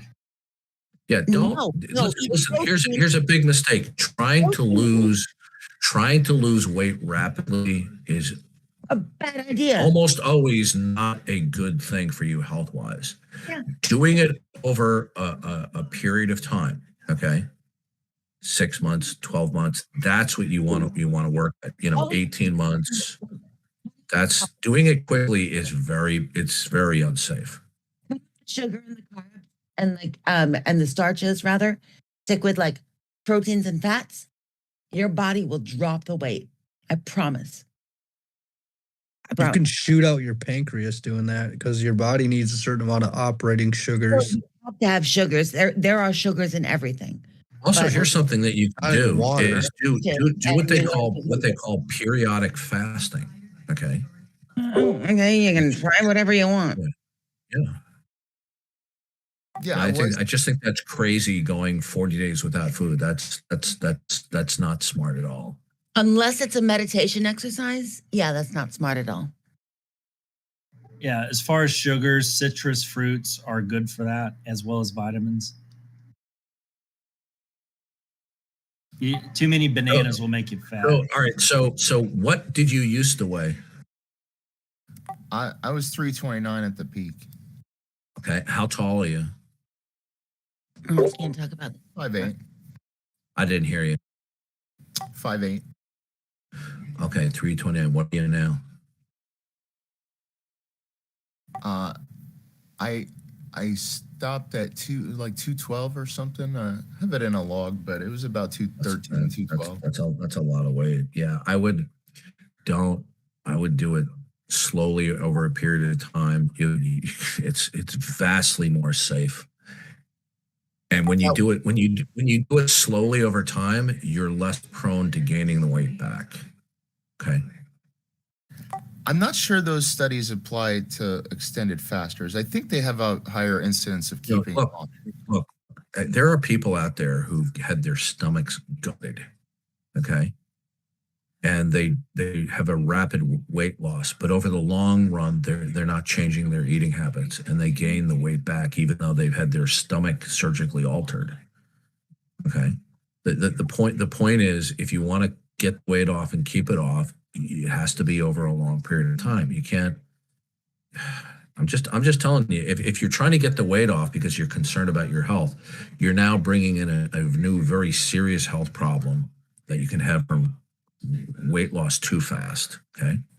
Yeah. Well, I lost. You said you only took water, right? Yeah. Well, you know that can be dangerous for your heart. Yeah, I know the potassium chloride and sodium chloride and other things. Yeah. Yeah. You can have a heart attack if you don't take that stuff in. I was watching out for arrhythmias. No, sir. They're gonna bury you next to Karen Carpenter. He's been shit. And Jim Fix too. Just don't look. Just do it over a long period of time. Don't do it over a short period of time because it's dangerous. Well, from February to October, I did it sort of a normal way. Yeah, and sometimes people play on the highway and they don't get run over. I felt I needed to do this once. Look, I'm not trying to give you a hard time. I think that it's commendable if you lost all that weight. I'm just saying you're just putting yourself at risk if you keep on doing stuff like that. Now, you weren't entirely wrong that I was gonna do some odd grandstanding about Jesus. I mean, I did weird things. Like I wouldn't tell people I was fasting, except when some people were like, "Wait, what are you doing? I've noticed that you've lost all this weight." I told like that person because he was trying to lose weight too. I started having to spray oil on the top of my head in a spray bottle because it would get on my shirt and stuff if I poured it on my head. And I was mixing my own perfumes actually with sweet orange. We're done. Okay.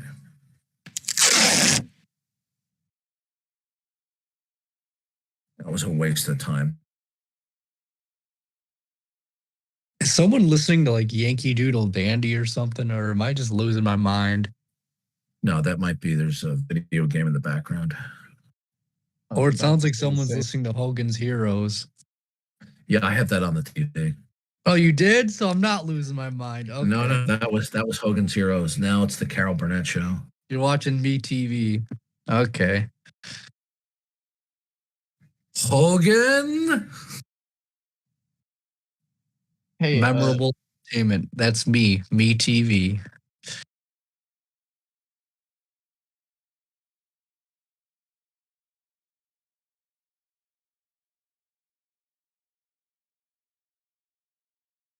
Then, of course, you got Perry Masons that come on late. Those are nice. Yeah, Perry Mason was in the closet.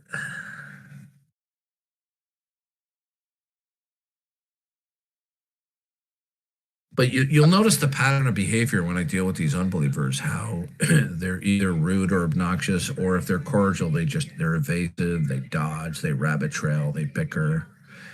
They recapitulate stuff that's already been refuted without a counter rebuttal. They think if they keep on flapping their lips and their mouth that they're being substantive. Like I'll say, how did you figure that out? Logic. Okay, how'd you do that? Reason. And what's that?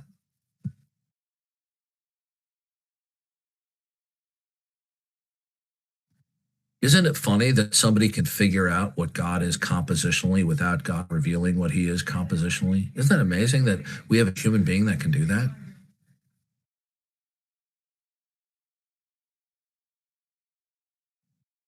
I don't think it's unfair per se because he's a big thinker, Darth.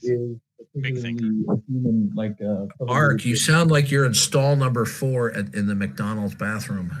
Oh, I am. No, okay, 1 second.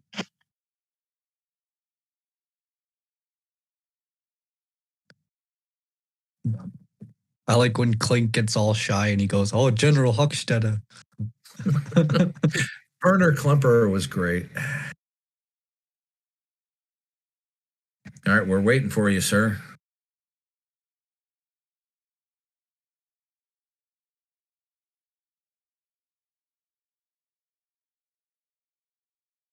Yeah, sorry, my phone's like 1980s. Can you hear me now?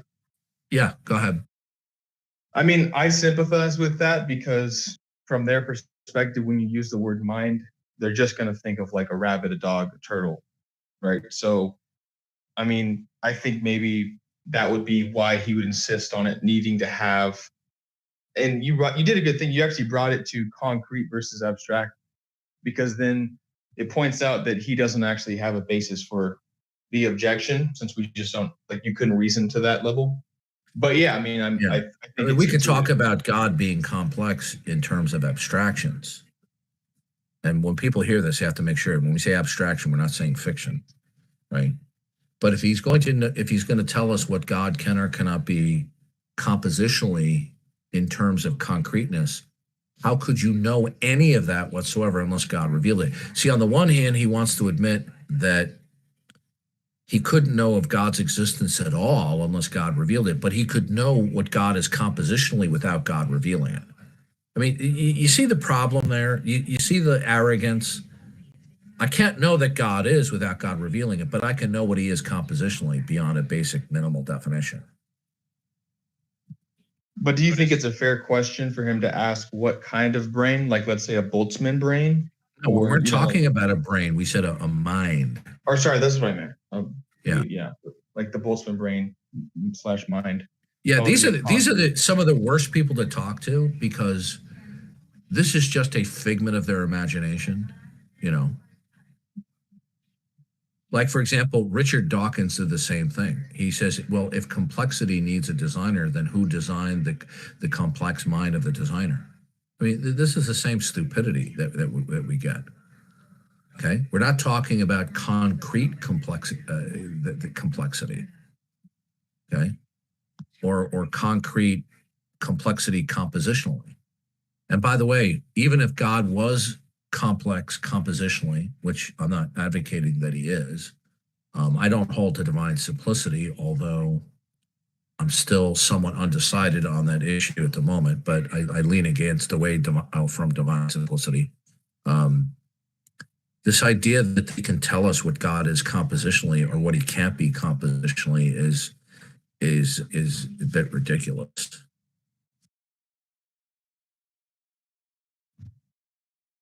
You know, short of God revealing what he is.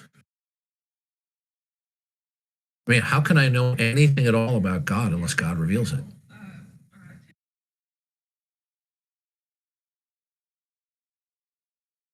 Well, I mean, like, there's arguments like, trying to reason to God, like Platonism, kind of like there's those kinds of arguments. That's ridiculous. Now, it's one thing if we're trying to build on and reason outward from the things that God has already revealed about himself, right? And we find which of those ideas are most commensurate with what God has revealed. But this idea that he can sit there and tell us what God is or is not compositionally without God in some way revealing that is just utter human arrogance. They want to milk this till the udders fall out. Yeah, and then when you give a rebuttal to it, they just ignore the rebuttal, and then they're a dog chasing its tail. They just keep wash, rinse, and repeat. Wash, rinse, and repeat.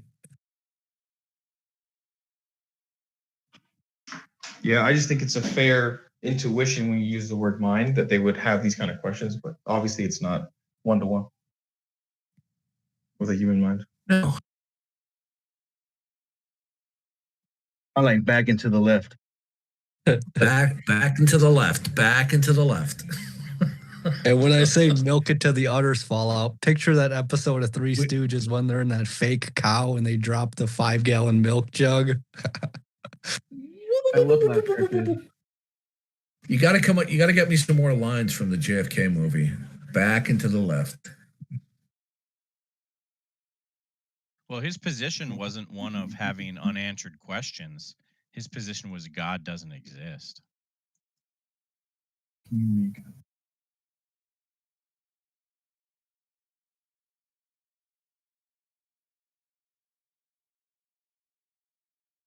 I mean, he said he didn't believe, or he said this argument made him believe against it, right? So he referred to complexity as, obviously this may be stupid, but again, I think it's a fair intuition if you're thinking of a mind.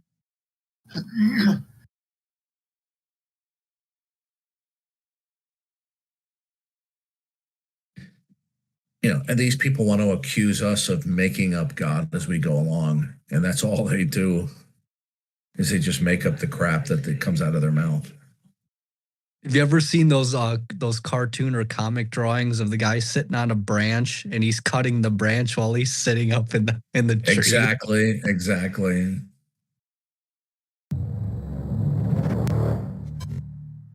Shut the fuck up, you fucking piece of shit! I think I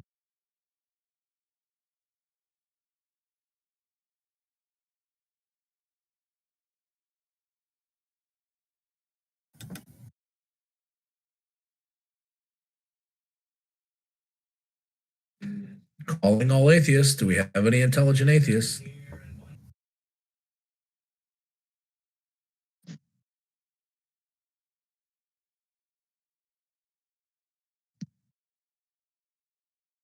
I do have a question. With regards to some of the jargon you use. So, like local atheists versus global atheists. Is local atheists just those that don't believe in the Christian God, or how does it work? No, global atheist is typically classical atheism where there are no gods. Where local atheism is just, they reject a particular God that might happen to be presented to them. But unfortunately, the local atheist will turn out to be a global atheist unless they affirm belief in at least one God. But a lot of global atheists, which is standard atheism, will bait and switch and pretend to be a local atheist, that they're not really denying all gods. This is what P.Z. Myers did when I questioned him in the AMA. I said, how is it that there is no God? He go, I'm not saying there couldn't be a guiding intelligence. I'm just saying that the false gods that have been presented so far are false. So he was baiting and switching. Gotcha. So you would be considered a local atheist if, say, what are your thoughts on Juju on the Mountain or something? Well, I don't really care for the term local atheist, but I use it because it's a part of the vernacular within the field of philosophy dealing with it. It's a term, just like where they talk about positive or negative atheism or strong or weak atheism. I'll use it at times for the sake of communicating, but I don't think that it's advantageous to use it at length. Mm-hmm. But because sometimes it does communicate certain things clearly in the shorthand, I don't think that. Look, if I don't believe in Allah, but I happen to believe in the God of the Bible, which is true, under that terminology, you could say I'm a local atheist. Okay, gotcha. But to say that I'm an atheist is like, it's problematic because atheism means the denial of gods. So is atheism just the denial of a god or a plurality of gods, or is it the denial of all gods? Because then how is it that I'm a local atheist when I'm a theist? That's problematic. So on the one hand, I'm not going to be a stickler or dogmatic against using the term, because I think that it does have some clarity to it. Okay. But I'm not big on it, but I use it when I'm dealing with somebody who is a global atheist, but they don't want to admit it, and they pretend they're a local atheist when they're not really. Would this be like people that say, "Oh, I'm spiritual but not religious," or whatever that means? Whatever the hell that means, right? Yeah, I would just say, did you just get that off of a New Age greeting card? Right, that's what I'm saying. Yeah. Oh. Okay, I like the distinction, though. I get it, but yeah, I get it. It just feels. Can I send you a greeting card with Bible verses on it? Yeah, I see that there is a little bit of utility in using the distinction global atheist versus local atheist, but I just think in the long run it's problematic. Right, I'd agree to that. So it's not that I'm opposed to using it, but I just don't think that it has widespread utility. Okay, it does have some utility, but not widespread. Right. The local atheist, it comes from the idea that godless girl has been stalking for 10 years. She's the girlfriend of TR. The reason why I don't like it is because we have atheists go, well, after all, we're all atheists. We just believe in one more or less God than you do, and say, no, we're not atheists. Okay, we believe in at least one God. So we're not an atheist. Right. But philosophers have come up with this, this nomenclature and vocabulary. So I'm willing to concede that it has some limited utility. Like, I don't believe that agnostics are truly suspended in judgment. And so I think that it's just simply a closet form of atheism. but it does have some utility in terms of nomenclature that it's representing somebody who claims to suspend judgment, even though I believe that they can't suspend judgment. Oh, okay. Gotcha. So I'll accept the term agnostic as being useful in the same way that I can accept the term local atheist is useful, even though I reject the claim of agnosticism as being valid. It's a claim, but it's not a valid claim. Okay, I get that. Sure.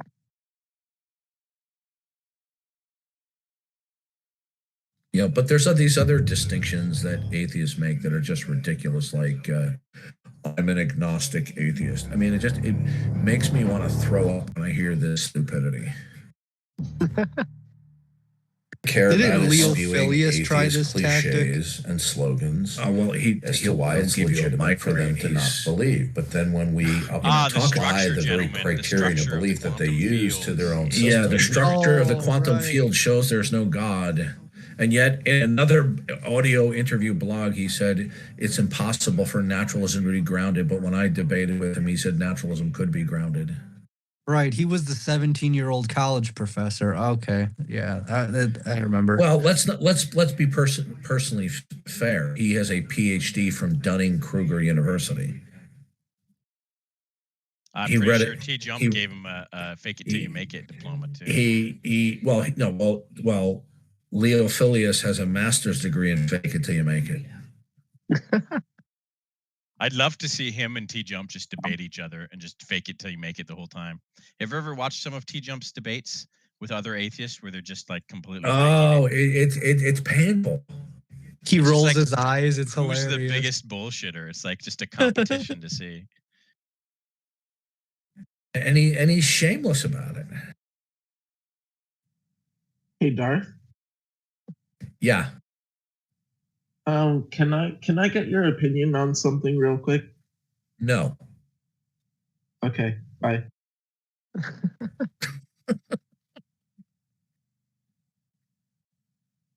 Darth, hurry up before I hit the sack. Come on. Darth always loves to share his opinion, if you know what I mean. Okay. Well, there goes that hurtful man below. Well, do you believe that Jehovah's Witnesses are in the Christian category? I mean, I'm not entirely sure how to. No, they're Arians. They deny the doctrine of the Trinity. They deny salvation by grace through faith. They think the Watchtower is a prophet of God. They think Saint Michael is Jesus, among others.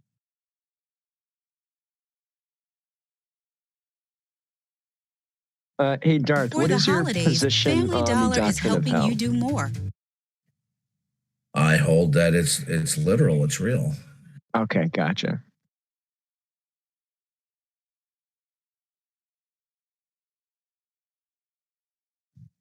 That's pretty much it from me, by the way.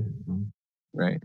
And your stance on purgatory? I assume that you are not a fan of it. I think it's just Roman Catholic claptrap developed over centuries of where they've added more and more false teachings to scriptures. There's no purgatory in the New Testament. Mm-hmm. I mean, is there a hell in the Old Testament? Well, the Old Testament is clear about Sheol. It's the abode of the dead, and it's also clear that God is going to judge. It's hinted at, but it's not crystal clear as it is in the New Testament. It's much more clear. But when Jesus preached this, it was clear to his viewers. That's why. Do you remember when Jesus said that God is not the God of the dead, but of the living? He said, "I am the God of Abraham, Isaac, and Jacob." Mm-hmm. So he was referring to the continued self-consciousness of Abraham, Isaac, and Jacob. So when throughout the entire Old Testament, we talk about God being just and righteous, the idea that there would be, let's say, continued conscious existence without adjudication it's just nonsensical. Gotcha. Now, like I said, in the Old Testament, is the doctrine of hell clear like it is in the New Testament? Well, no. But you can strongly infer it. Right. This is why when Jesus taught about hell, you didn't get a lot of people, objecting to it, because you can clearly infer it from the character and nature of God. If there's going to be conscious self-existence in after death, and God's a righteous God, then He's going to adjudicate all evil. Right. There was a video I saw from a like ex-Protestant. He was visiting Jerusalem to go to Gehenna. Like isn't that where they had like blood sacrifice of children a long while ago? And he claims that Gehenna, I think, was a location within Israel where they used to burn a lot of garbage, and then it would just continue to burn, and it was used as a metaphor for hell. If I mean, I could be mistaken about that, but I think that's correct. That it was used as a colloquial reference referring to literal hell. I think maybe it was the Valley of Gehenna, and I think it's up where they burn garbage. Right. I thought it was blood sacrifices, but I don't know. I had to look into it. Valley of Gehenna. Let's see.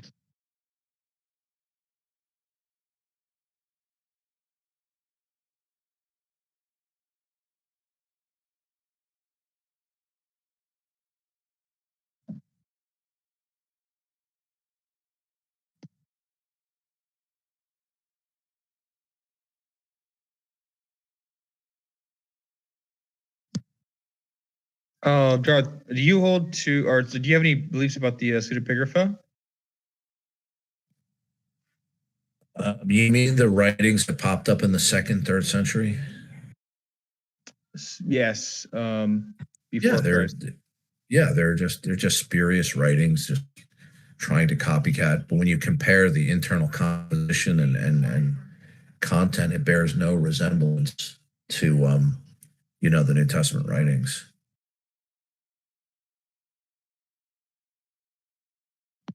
Why do you think that? Well, because when you peruse through their content, like for example, if you read through the Gospel of Thomas, it doesn't even compare to the content of the Gospels. Oh, okay. Maybe I have my terms mixed up. Okay, actually, wait, no, that's correct. I thought that pseudepigrapha was sometimes accepted. Are these just No. These are spurious writings that were allegedly written, by some of the apostles, and they started popping up in the 2nd and the 3rd century. Okay, well, so like the prayer of Manassas. Well, I'm not familiar with that. I'm not familiar with that one. Okay. But you have to understand, by the end of the 1st century and going into the 2nd century, they certainly knew that these new writings didn't have a provenance. The apostles were all dead already. Well, why didn't they come up? The earliest of church fathers didn't really quote from these things. Okay, if they really were written by the apostles, why weren't they ever quoted from?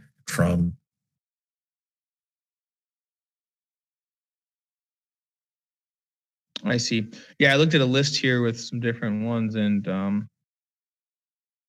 so like one of them that's I guess the most interesting would have to be for Ezra. I'm not sure why for Ezra is listed here though, because it shouldn't be pseudepigrapha. I didn't think. Thought that would be a part, or that would be Deuterocanon.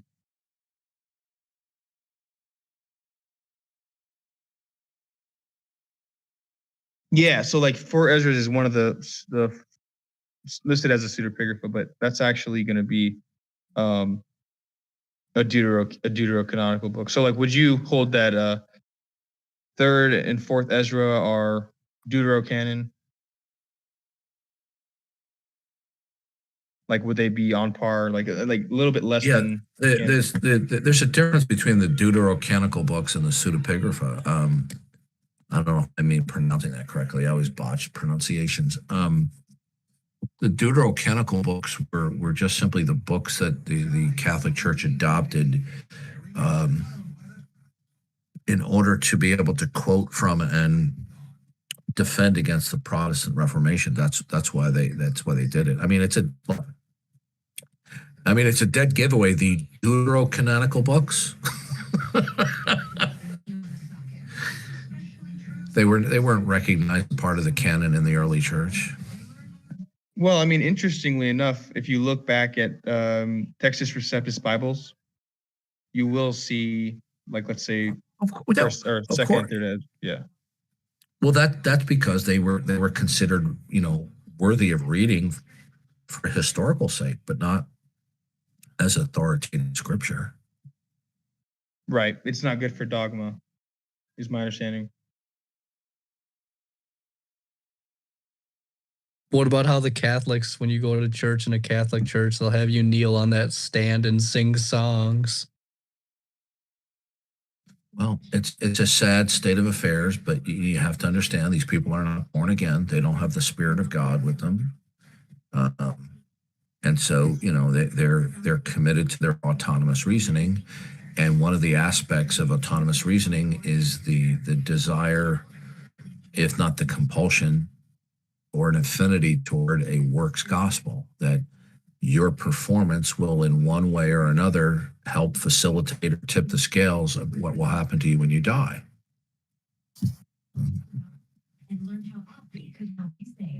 And of course, you got those mothers that will nudge their kids like with an elbow, say, sing along with the songs. I mean, I don't have an emotional axe to grind against the Catholic Church. I was raised Catholic. I never had any bad experiences. It's only when I read the Bible for myself, it was crystal. It couldn't have been more clear what we were dealing with. It's just painfully obvious. What specifically was compelling for you when you were coming out? That the gospel is that we have to have genuine repentance, recognizing our status before God is that we're on our way to hell, and that only by recognizing and realizing our doom and turn to faith in Christ alone, apart from any performance or works, and that excludes, practicing the sacraments, right? But you see, the sacramentalists don't. They don't want to accept that. They don't want to accept what the Bible says because they have a dual authority. They doctrinally believe what the Holy See or those who claim to follow an apostolic succession say is the correct doctrine. That's why they rail against sola scriptura. Is there any so are there any like dogmatic positions that you like? Is there anything dogmatic that you think is in error from the Catholic Church? Repeat the question. So as far as the dogmas that they have recorded, are there any that you know of which are unbiblical? Well, let's start with the papacy. Let's start with the apostolic succession. That practicing the sacraments will help to facilitate the acquisition of salvific grace. How about the prayers and devotions and the doctrinal accolades that they give to Mary? Look, why do you think when you walk into a Catholic church or an Eastern Orthodox, there's a dead body on the cross? Okay. Why do you think they have a dead body still there?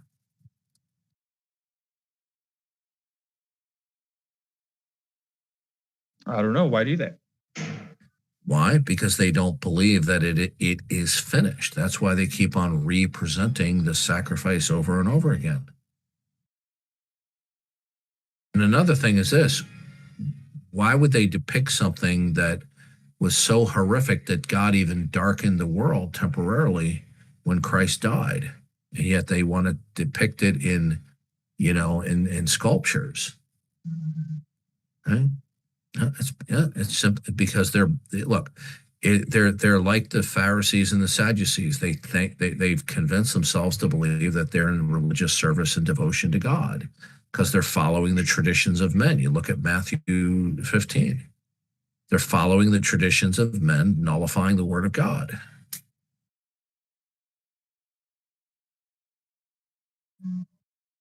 The only way they're going to come to realize this is they have to repent, but they don't want to repent. So just like other people in other cults, they think that their organization and their organization alone is the one and only true representative of Jesus Christ. Well, that's the marker of a cult. Salvation is through the organization, not through Jesus Christ as a person.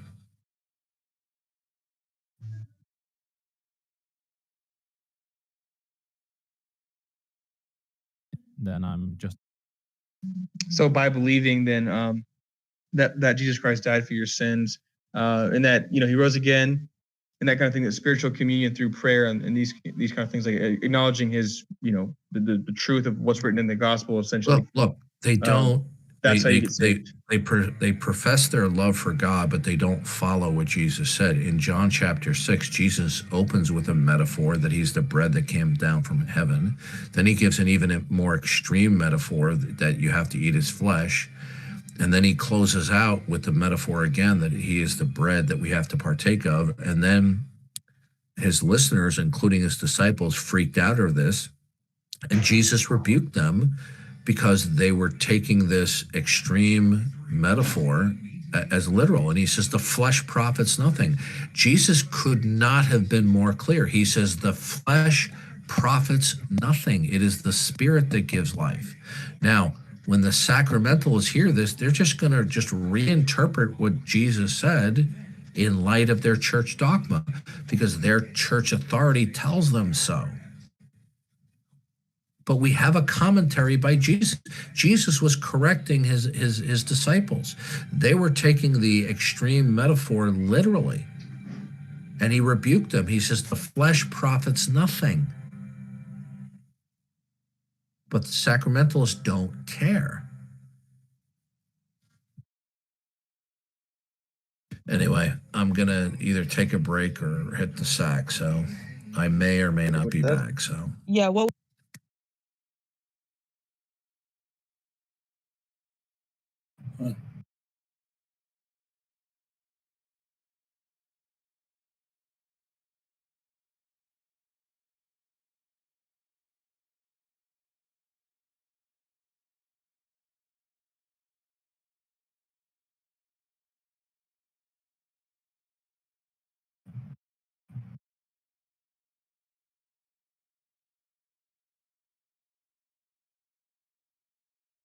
So does the mute